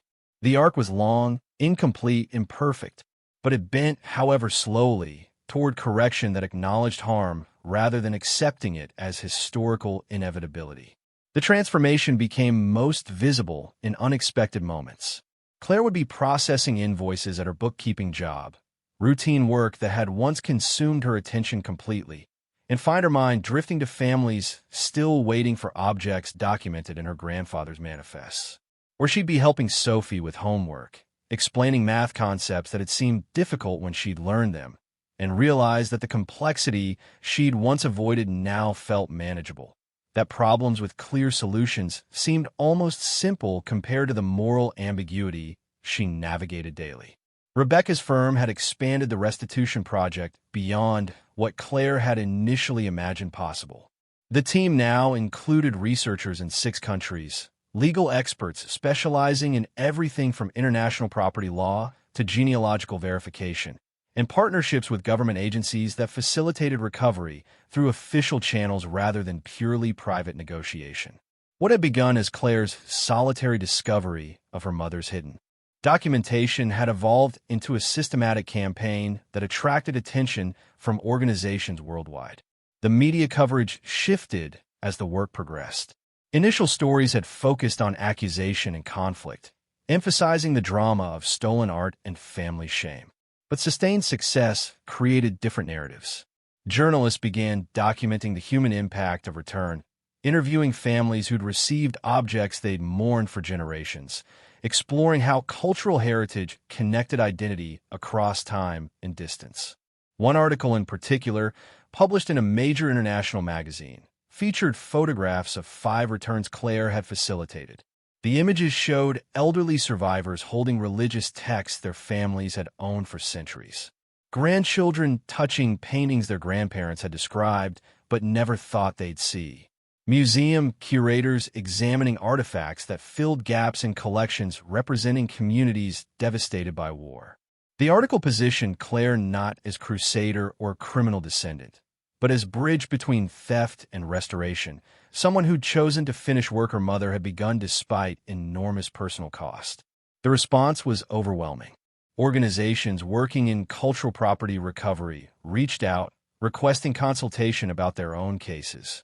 Families who'd lost heritage to wartime theft contacted Rebecca's firm, hoping Claire's manifests might document their losses. Academic institutions invited Claire to speak about the intersection of family responsibility and historical justice, though she declined most invitations, uncomfortable with the idea of presenting herself as expert in matters where she still felt desperately uncertain. But some opportunities demanded acceptance. A conference on Holocaust restitution, organized by survivors and their descendants, specifically requested Claire's participation. Rebecca encouraged her to attend, arguing that Claire's story provided unique perspective on how complicity could be addressed generations after crimes occurred. Most people involved in wartime plunder are dead, Rebecca explained. The question facing their descendants is what responsibility they bear for inherited benefits built on theft. You're demonstrating one answer. That matters. Claire traveled to the conference alone, leaving Sophie with Mr. Chun and his wife for the weekend. The venue was a university conference center, modern and institutional, filled with people whose connection to the subject matter was infinitely more personal than Claire's. Survivors in their 80s and 90s, their children and grandchildren, researchers who devoted careers to tracing stolen property, attorneys who specialized in claims that grew more complex with each passing decade. She attended panels on genealogical research, on legal frameworks for recovery, on the psychological impact of cultural theft that extended beyond monetary loss. The conversations were technical but deeply human, experts discussing provenance research, while survivors interrupted to explain what specific objects had meant to their families, why recovering a candlestick or painting mattered in ways auction values couldn't capture.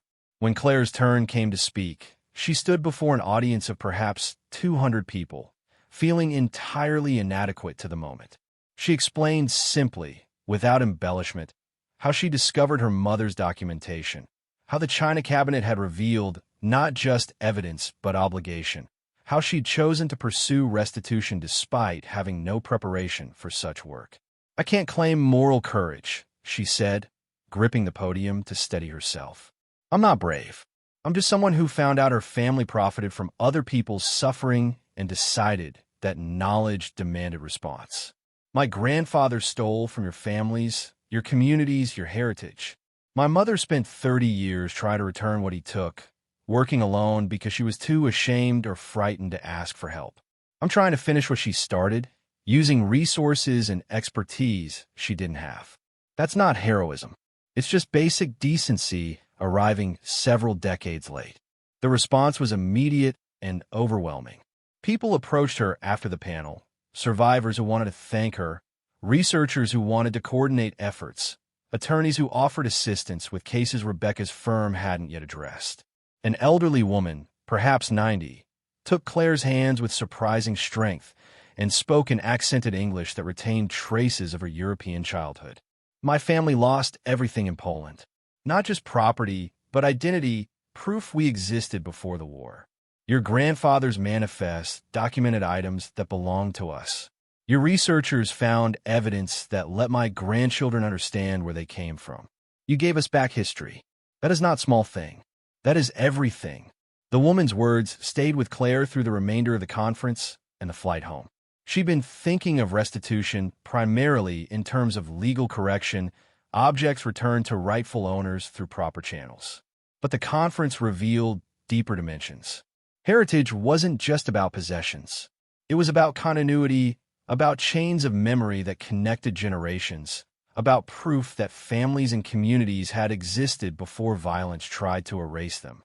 Returning objects didn't undo theft or restore what had been destroyed, but it acknowledged specific losses, validated specific memories, and demonstrated that even across decades, justice remained possible if people chose to pursue it. The work wasn't redemption for Claire's family, but it was responsibility accepted, which perhaps mattered more. Sophie had grown taller during the weekend Claire was gone, or perhaps Claire simply noticed it more clearly after brief separation. Her daughter was 15 now, transitioning from child to young adult with the uncomfortable speed that defined adolescence.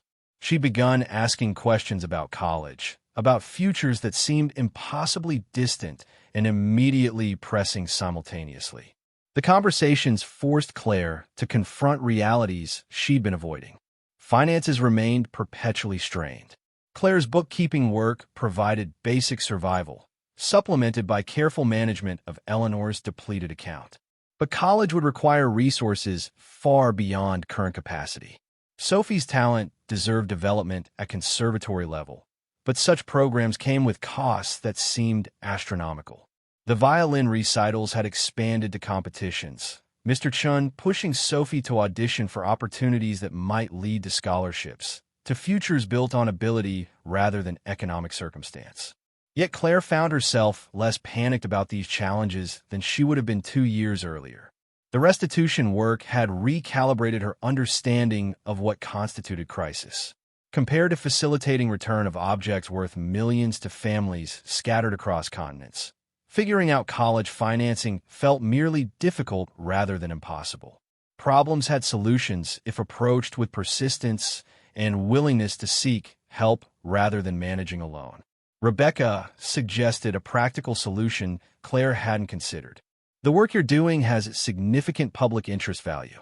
Documentary filmmakers, publishers, even podcast producers have contacted our firm asking about rights to your story.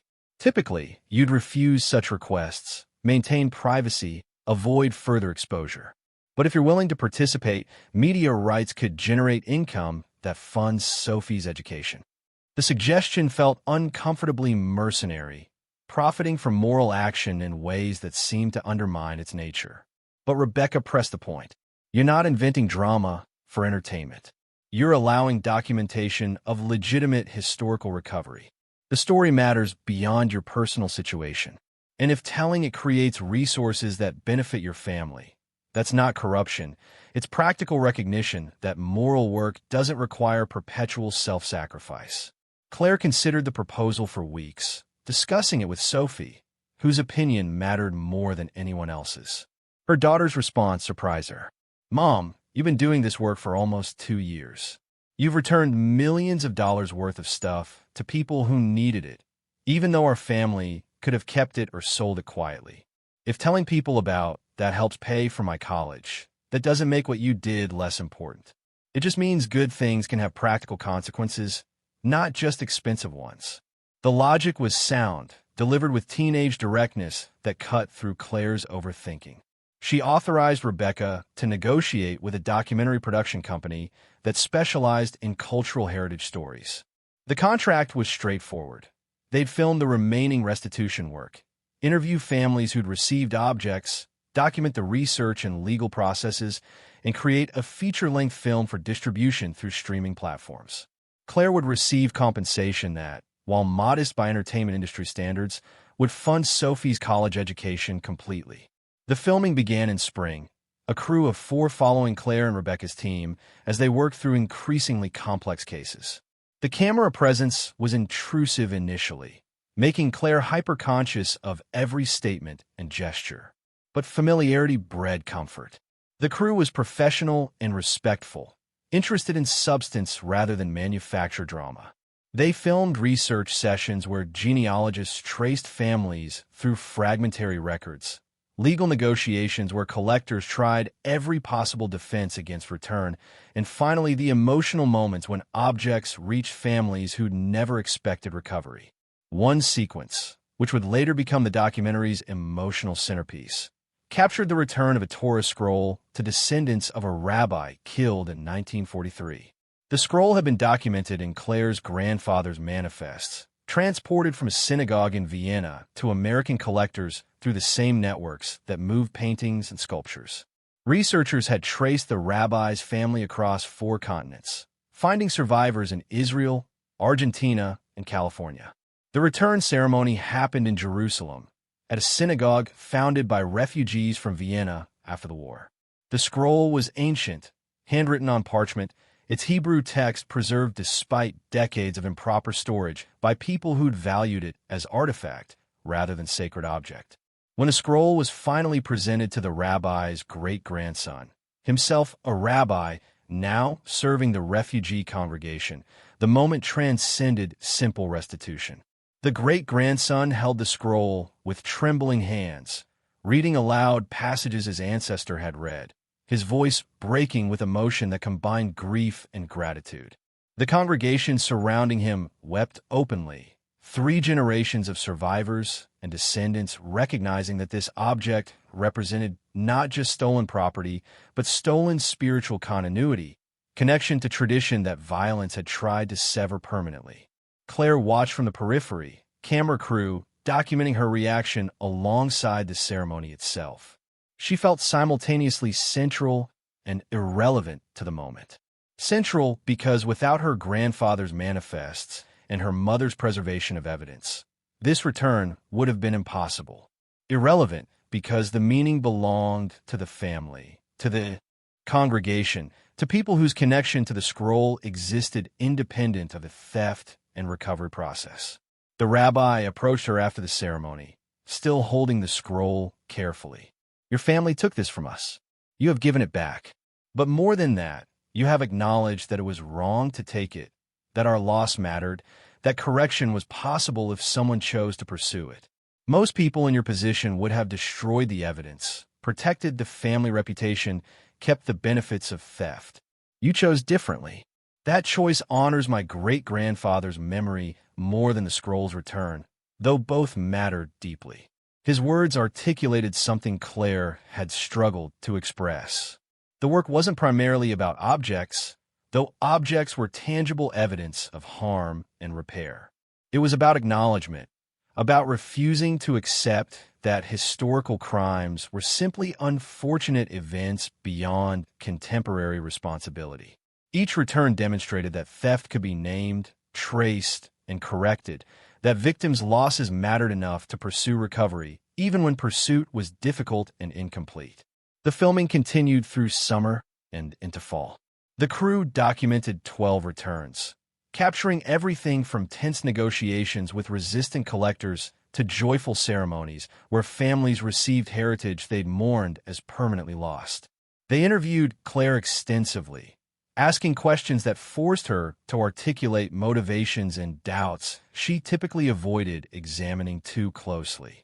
One interview, conducted late at night after a particularly difficult negotiation, revealed more than Claire had intended. The interviewer asked simply, "Do you ever wish you'd never found the documents, that you just sold the cabinet and avoided all this complication?" Claire answered honestly, "Every single day. My life would be simpler if I'd authorized the sale, taken the few $100s, and stayed ignorant. Sophie and I would still be struggling financially, but we wouldn't have the added stress of legal harassment, media attention, and constant engagement with other people's trauma. Ignorance really is simpler than knowledge." The interviewer waited, understanding the answer was incomplete. Claire continued after a long pause. "But simpler isn't the same as better. My mother lived with this knowledge in isolation for 30 years, and it destroyed her capacity for any life beyond managing these secrets. I couldn't repeat that pattern without teaching Sophie that moral compromise is necessary for survival. And I couldn't ignore what my grandfather did without becoming complicit in the same theft through inherited silence. So yes, I wish constantly that this was easier, but I've never wished I'd made different choices." The admission felt uncomfortably vulnerable, but the filmmaker assured her it was exactly the honesty that made stories resonate. "People don't connect with moral certainty," he explained.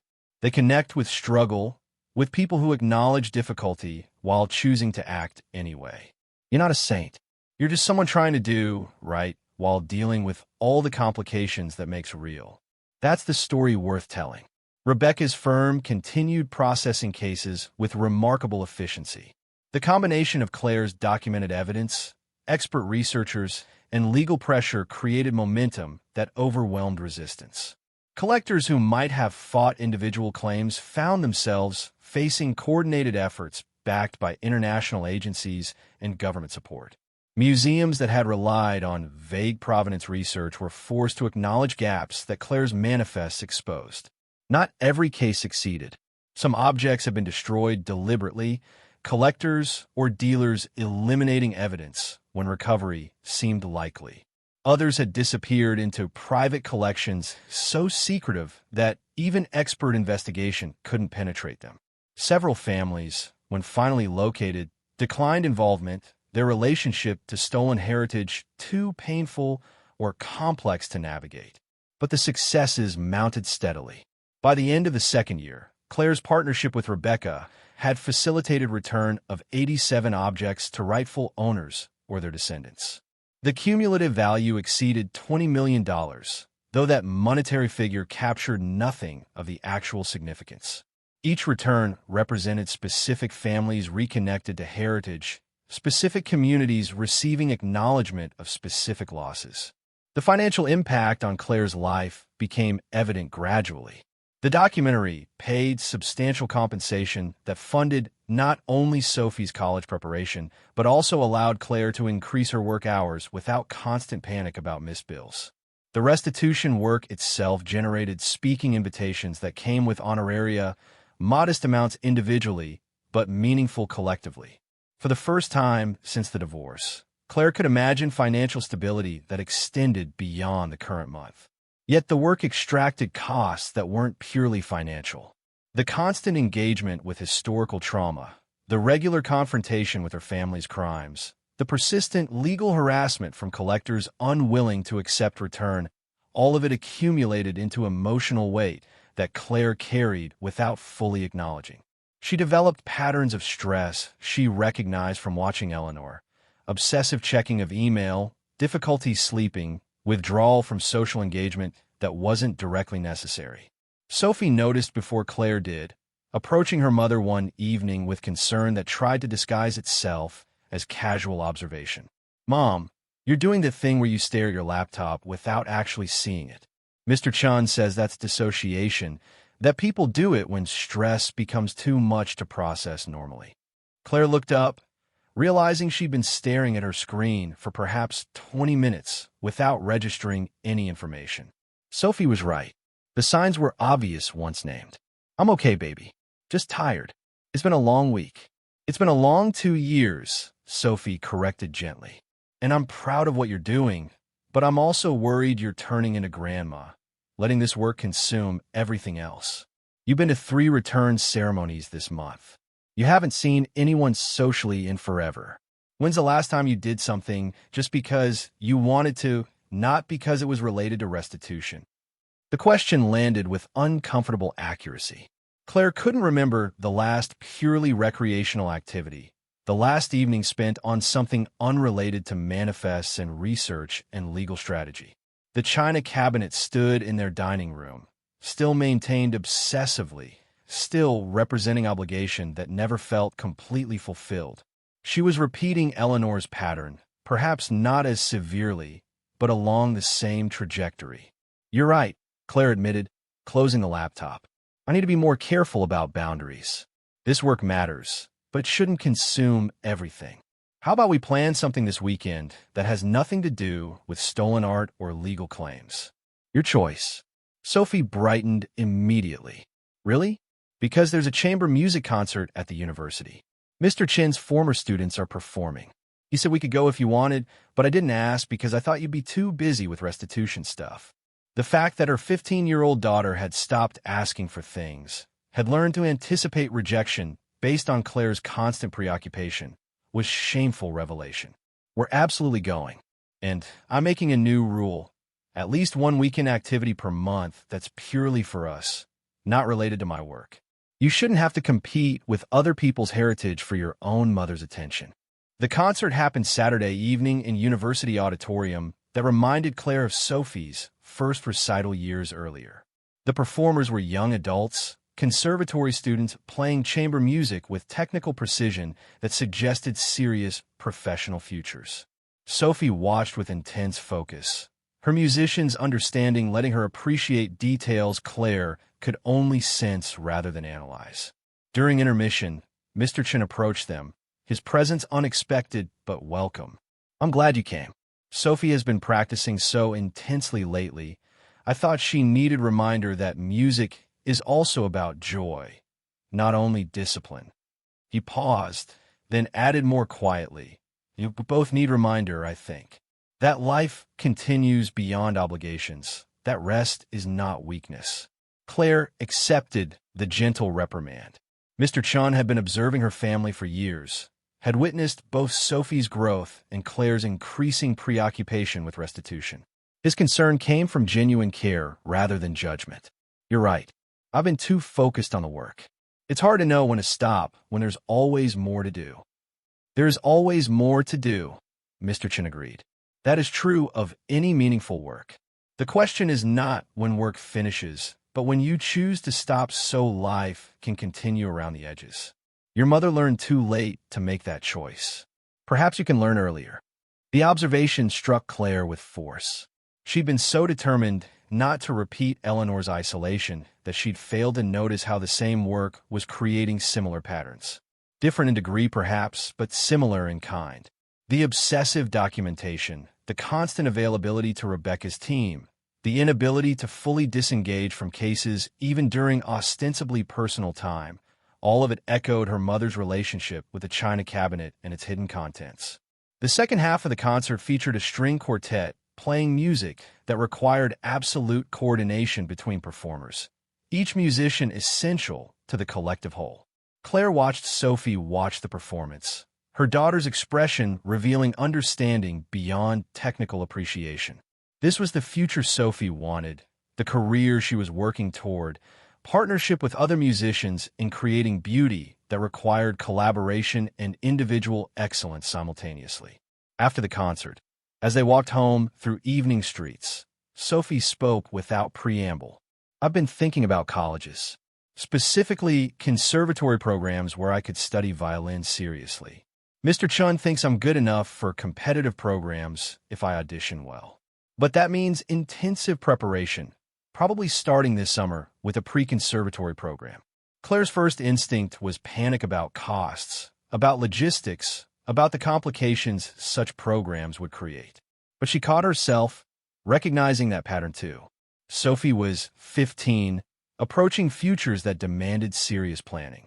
The restitution work mattered, but it couldn't be allowed to crowd out support for her daughter's own aspirations. "Tell me what you need. Programs, costs, audition requirements. We'll figure it out." The promise felt both terrifying and necessary. Claire had no idea how to navigate conservatory admissions, had barely processed that Sophie was old enough for such decisions. But that ignorance couldn't become excuse for inaction or discouragement.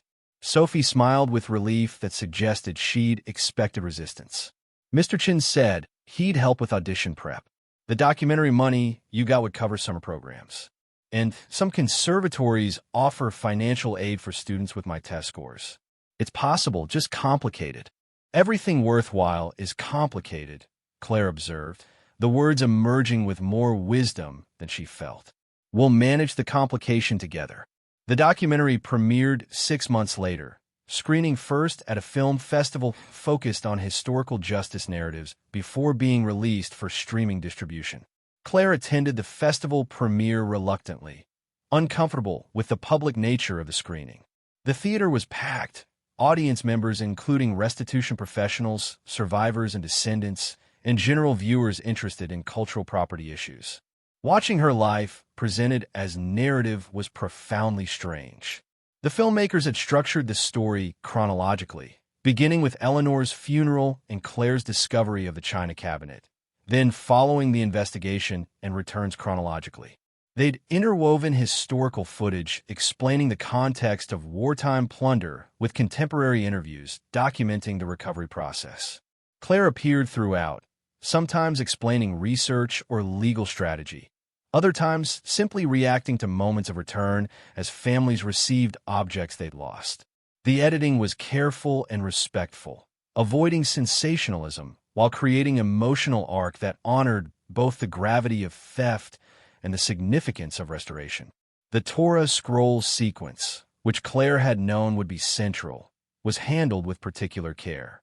The filmmakers had captured not just the ceremony, but the research that preceded it, showing genealogists tracing the rabbi's family through fragmentary records, legal experts negotiating return with collectors who'd possessed the scroll for decades, and finally the moment when sacred object reunited with spiritual community.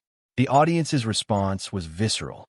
People wept openly during return sequences, applauded when resistant collectors finally agreed to restitution, and gasped at revelations about the scope of Claire's grandfather's theft. When the film ended with Claire and Sophie at home, the china cabinet visible in background, ordinary life continuing around extraordinary work, the applause was sustained and genuine. During the Q&A session that followed, questions ranged from technical inquiries about legal processes to personal curiosity about how Claire managed emotional demands of the work. One question, from an elderly woman who identified herself as a survivor, cut to the core of what Claire had been struggling to articulate even to herself. "You've returned objects worth millions of dollars to people like me, families who lost everything. But you yourself remain financially struggling, working part-time, living in small apartment. Why didn't you keep some of the valuable pieces, sell them to improve your own situation? Who would have known or blamed you?" Claire considered the question carefully before responding. "I would have known. And more importantly, my daughter would have learned that moral principles apply only when they're convenient, that we honor justice only when it doesn't cost us personally. I'm not trying to be noble. I'm just trying to teach my child that some things matter more than money, that inheritance includes responsibilities as well as benefits. If keeping stolen objects would have made our lives easier while making me complicit in my grandfather's crimes, that's not a trade I'm willing to make." The answer seemed to satisfy the questioner, who nodded with understanding born of her own complicated relationship with restitution, justice, and the inadequacy of any response to historical trauma.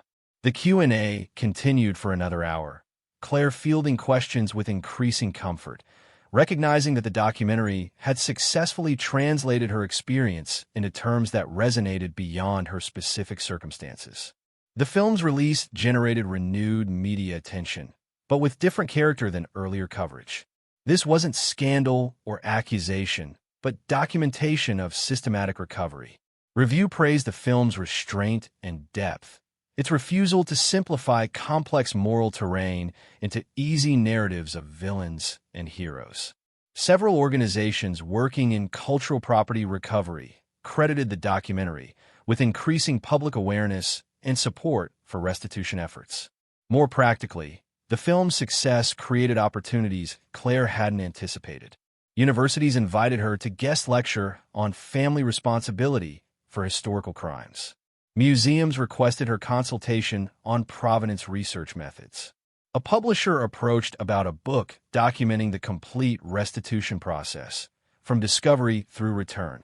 The offers were flattering but overwhelming. Claire found herself again at risk of letting the work consume everything, saying yes to every opportunity because each seemed individually worthwhile while collectively becoming unsustainable. She'd learned from the concert experience that boundaries mattered, that Sophie needed a mother present in her actual life, not just someone perpetually preoccupied with other people's heritage. She established rules for herself, declining most speaking invitations, limiting consulting work to a few hours per week, protecting weekends for Sophie regardless of professional opportunities. The discipline was difficult, ran counter to every instinct that suggested moral work demanded total commitment. But Claire had watched Eleanor sacrifice relationships for obligation, had seen how that choice ultimately diminished both. She refused to repeat the pattern. Sophie's conservatory auditions approached through spring. Mr. Chun had prepared her intensively, drilling repertoire until her technical execution was flawless, coaching her on performance presence that would distinguish her from other talented applicants. The process was expensive and exhausting, requiring travel to different cities for auditions, accommodation during multi-day evaluation processes, and constant practice that tested Sophie's endurance. Claire managed the logistics while continuing her work with Rebecca's firm, now focusing primarily on the most significant remaining cases from her grandfather's manifests. The pace had slowed from the initial intensive period, but the work continued steadily. Each return felt simultaneously like progress and reminder of how much remained undone, how many objects they'd lost, how many families would never receive what had been stolen from them. One evening, while Sophie practiced scales in preparation for her final audition, Claire stood before the china cabinet with Eleanor's journal in hand. She'd read it completely years ago, but returned to it periodically, finding new meaning in her mother's words as her own experience deepened. One passage resonated particularly strongly now. I chose to work alone because I was ashamed, because involving others meant admitting my family's crimes publicly, because isolation felt like penance. But working alone meant working slowly, accomplishing in decades what coordinated effort might have achieved in years. My shame became barrier to justice. That was selfish, regardless of how much I suffered for it. If I could choose again, I would seek help immediately, would prioritize recovery over reputation, would accept that my family's crimes deserved exposure if that exposure facilitated return. Pride disguised as discretion is still pride, still serving self rather than those we've harmed. Eleanor had written that entry near the end, perhaps recognizing finally that her approach had been inadequate despite good intentions. She'd learned too late to seek support, to accept help, to understand that systemic theft required systemic response. Claire had benefited from that lesson, had built partnerships, and accepted assistance from the beginning, had achieved in 2 years what Eleanor accomplished in 30 through isolation. But Claire also understood her mother better now. Eleanor's shame hadn't been simple embarrassment about family reputation. It had been profound moral horror at discovering the foundations of her comfort, combined with uncertainty about whether she deserved help correcting crimes that had benefited her. The psychology was complicated, mixing legitimate responsibility with excessive self-punishment, paralyzing Eleanor when action was needed most. Claire had avoided that paralysis partly through luck, partly through being forced into action before she'd had time to overthink. Finding the documents had created immediate obligation that bypassed lengthy internal debate. And involving Rebecca immediately had created momentum that carried Claire through moments when isolation might have stopped her. Sophie finished her practice session, emerging from her room with the slightly dazed expression that came from intense focus on technical challenges. I think I'm ready. As ready as I can be anyway. The auditions are going to be terrifying, but Mr. Chun says that's normal, that performing while nervous is part of the skill we're developing. Claire set down Eleanor's journal and focused completely on her daughter. You're going to be amazing. Not because you'll be perfect, but because you've worked incredibly hard and developed real skill. Whatever happens with the auditions, I'm proud of how you've approached this whole process. Even though it's been expensive and complicated and probably added stress you didn't need. Sophie's question carried traces of guilt Claire recognized from her own constant second-guessing. Especially because of that. You're pursuing something that matters to you despite the difficulty. That's exactly what I want you to learn, that meaningful work is worth doing even when it's hard, that we don't give up on important goals just because they're complicated. Claire paused, then added, "You've watched me do that with the restitution work for years now. I hope seeing that has helped somehow." Sophie considered the statement seriously. It has. When I'm tired of practicing or frustrated that some technique won't click, I think about you working through all those complicated legal cases, returning things to families even when collectors fight you. If you can do that, I can practice difficult passages until they sound right. It's the same thing basically, just different application. The comparison was more apt than Sophie probably realized. Both involved transforming persistent effort into eventual success, accepting that meaningful achievement rarely came easily, understanding that difficulty didn't negate worth. Claire had been teaching that lesson through example while simultaneously learning it herself, student and teacher in the same gradual education about what constituted valuable life. The conservatory acceptances arrived in late April, 3 letters in 1 week. Sophie had auditioned at 5 schools, received offers from 3, all with financial aid packages that made attendance possible, if not entirely comfortable. The decision was hers to make, Claire insisted, though they discussed options extensively. Location, faculty, program focus, cost, all factored into deliberations that felt monumental for a 15-year-old making choices that would shape her entire future. Sophie chose a conservatory in Boston, drawn by its emphasis on chamber music and the strength of its string faculty. The financial aid package was generous, covering most tuition, leaving Claire to manage housing and living expenses that stretched but didn't break their budget. Acceptance meant September separation, Sophie moving to Boston while Claire remained working with Rebecca's firm, continuing restitution efforts that had become her life's defining work. The realization that Sophie would leave created mixed emotions Claire had difficulty articulating. Pride in her daughter's achievement, combined with anticipatory grief at the coming emptiness, relief that Sophie's future was securing itself, combined with anxiety about how Claire would structure life once the constant presence of motherhood diminished. She'd spent 15 years defining herself primarily as Sophie's parent, shaping every decision around her daughter's needs. That era was ending, transitioning to something different that Claire didn't yet understand. Rebecca noticed the change in Claire's demeanor, the slight withdrawal as September approached. They met for coffee, ostensibly to discuss ongoing cases, but Rebecca shifted the conversation to personal terrain. Sophie's leaving is huge transition. You've organized your life around her for 15 years. It's natural to feel uncertain about what comes next. I should be purely happy for her, Claire said, not quite answering.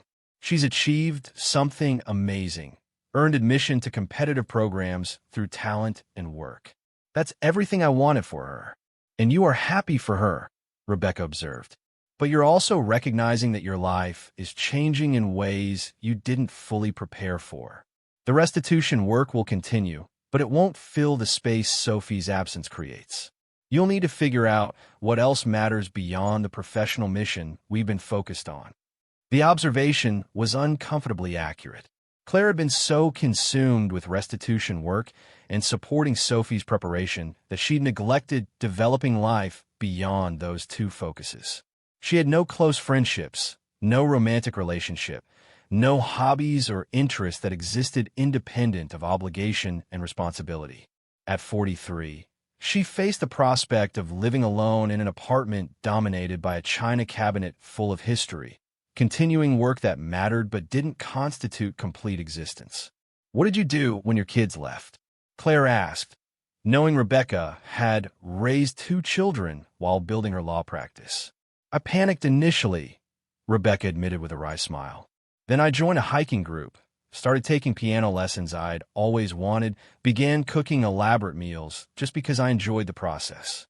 I rebuilt social life that had atrophied while I was parenting and working constantly. It wasn't instant or easy, but it was necessary. You'll need to do something similar. Find ways to be Claire beyond being Sophie's mother and beyond being the person who returned stolen art. The advice was sound, but implementation felt daunting. Claire had spent so long managing crisis and obligation that choosing activities purely for personal satisfaction seemed almost frivolous. But she recognized the pattern threatening to repeat. Eleanor had let the restitution work consume everything, had reduced her identity to managing secrets and pursuing lonely correction. Claire had avoided that extreme through involving others, but she'd still allowed the work to crowd out most everything else. Sophie's departure for Boston happened on a humid September morning that felt appropriate to endings and beginnings simultaneously.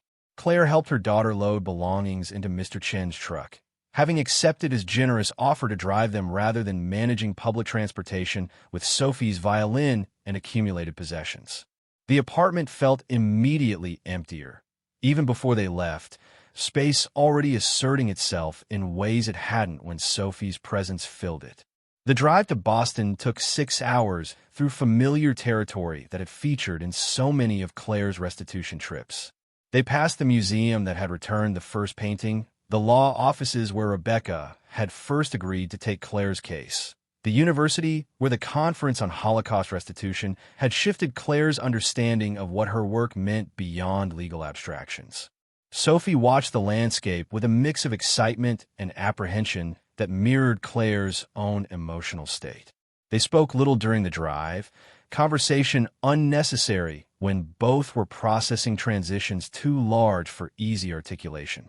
Mr. Chun drove with his characteristic patience, asking occasional questions about Sophie's program, offering observations about music education that came from decades of teaching students whose talent demanded development beyond what ordinary instruction could provide. The conservatory campus was beautiful and intimidating. Historic buildings housing practice rooms and performance spaces where generations of musicians had developed into professionals. Sophie's dormitory was institutional but adequate, a shared room with another violin student who'd arrived earlier and greeted them with shy friendliness. Together, they unloaded Sophie's belongings, transforming blank space into occupied territory with posters and photographs, with her violin in its stand and music books on the provided shelving. When everything was arranged and goodbyes could no longer be delayed, Claire hugged her daughter with intensity that tried to compress 15 years of love in a single gesture. You're going to be amazing here. Remember that difficulty is part of learning, that struggle means growth, that I'm always available whenever you need me. Sophie returned the embrace with equal force. I know, Mom. And thank you for everything, for the restitution work that paid for this, for showing me that doing hard things matters, for being brave enough to finish what Grandma started even though it made everything complicated. I wouldn't be here without all of that. The drive back to the city was quieter still, Claire processing the reality that her daughter's childhood was definitively over, that the next phase of their relationship would be different, more distant geographically, if hopefully not emotionally. Mr. Chun respected the silence, driving through evening traffic while Claire stared out the window at landscape that had witnessed so much change over the past 3 years.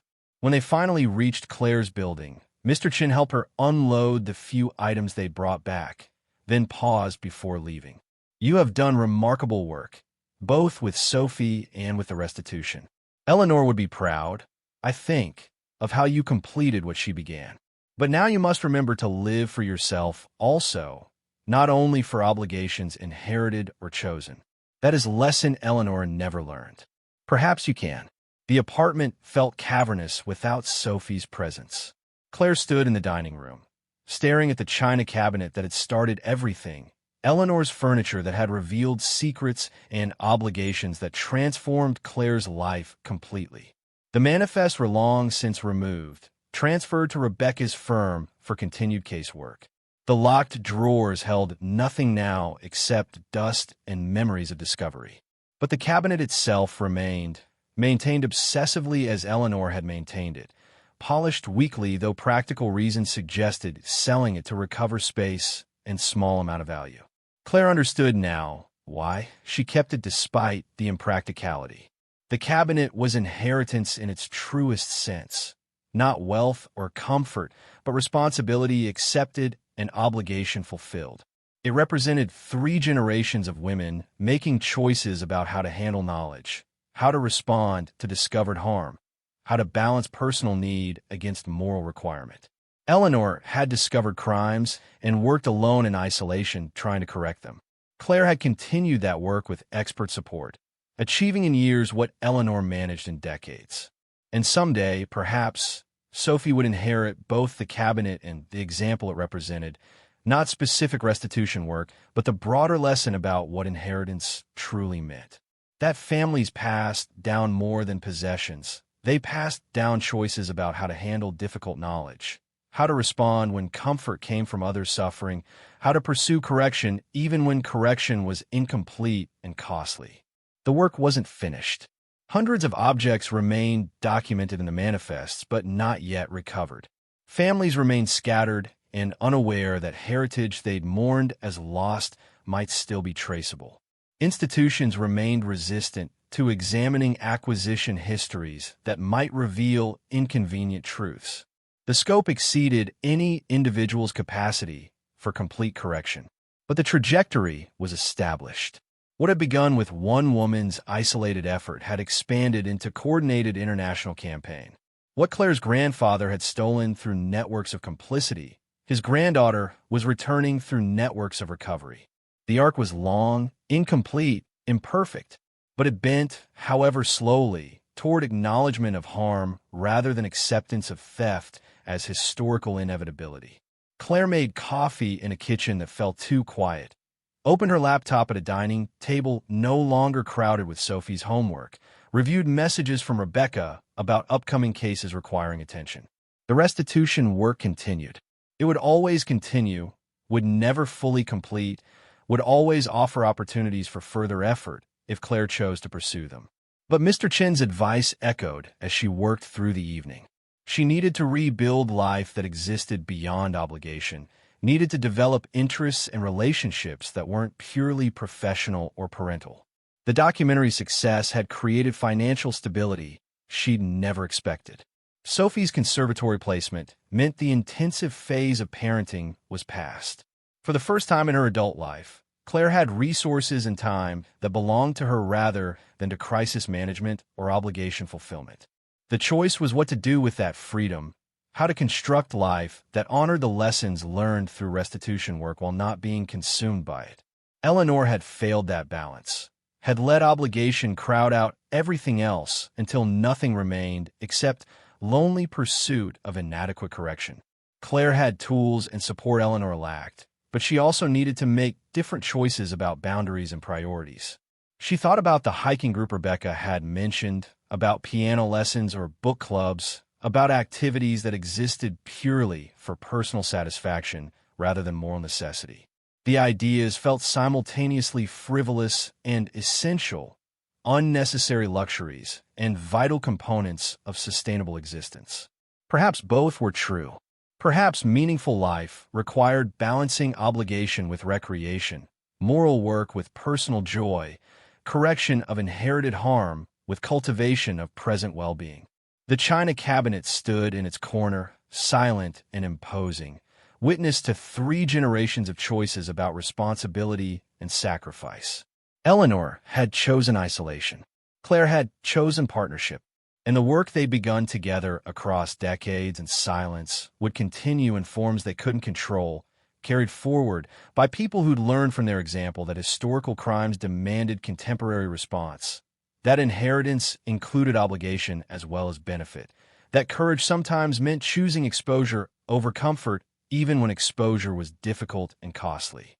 Claire closed her laptop as midnight approached, the apartment settling into night silence. Tomorrow she would continue with Rebecca's firm, would pursue remaining cases with the same persistence that had characterized the past 3 years. But she would also research hiking groups, would consider piano lessons, would begin constructing life that existed beyond the work that had dominated her awareness since discovering Eleanor's hidden documentation. The balance wouldn't be perfect. The work would always demand more than she could give. But perfection wasn't the goal. Sustainability was. Living in ways that honored both obligation and personal need, that pursued justice without sacrificing everything else, that demonstrated for Sophie and perhaps for others that moral work didn't require complete self-erasure, but could coexist with ordinary human needs for connection, joy, and rest. Eleanor's letter had urged Claire to be braver than her mother had managed. She'd interpreted that primarily as encouragement to pursue restitution more aggressively, to use resources Eleanor had lacked, to achieve systematic recovery Eleanor's isolation prevented. But perhaps the real courage was balance, was choosing to live fully while doing difficult work, was refusing to let obligation transform into the consuming isolation that had destroyed Eleanor's capacity for any life beyond managing secrets. Claire stood before the cabinet one final time that night, running her hand along the mahogany Eleanor had polished obsessively for decades. The wood was cool beneath her fingers, unchanged by human drama, indifferent to the choices made around it. But the cabinet itself was more than furniture now. It was testament to what women could accomplish when they refused to accept inherited injustice, when they chose action over silence, when they transformed private knowledge into public correction regardless of personal cost. And it was a reminder that meaningful work didn't require martyrdom, that pursuing justice could coexist with pursuing joy, that the most important inheritance she could give Sophie wasn't continuation of restitution work, but demonstration of how to live purposefully without being consumed by purpose. Eleanor had learned that lesson too late or never. Claire was learning it now, gradually and imperfectly, but with intention that made all the difference. The work would continue. Life would continue around it. And somewhere in that balance, Claire would construct existence that honored both her mother's legacy and her daughter's example, that pursued historical justice while building present meaning, that finished what Eleanor started while avoiding the isolation that had made Eleanor's effort ultimately inadequate despite her best intentions. Some inheritances are measured in acres or dollars. Others are measured in courage, in the willingness to face difficult truths and pursue incomplete correction. Claire had inherited the latter, had fulfilled it more completely than Eleanor managed, and would pass forward not the specific work, but the essential lesson. That discovery of harm creates obligation to respond. That comfort built on theft demands correction, even when correction is costly. And that moral work, pursued with community rather than isolation, could achieve justice delayed but ultimately delivered. Thank you so much for watching until the end. If you love this story, check out the other videos on your screen now. I think you'll really enjoy them. And don't forget to subscribe if you haven't already. See you in the next story.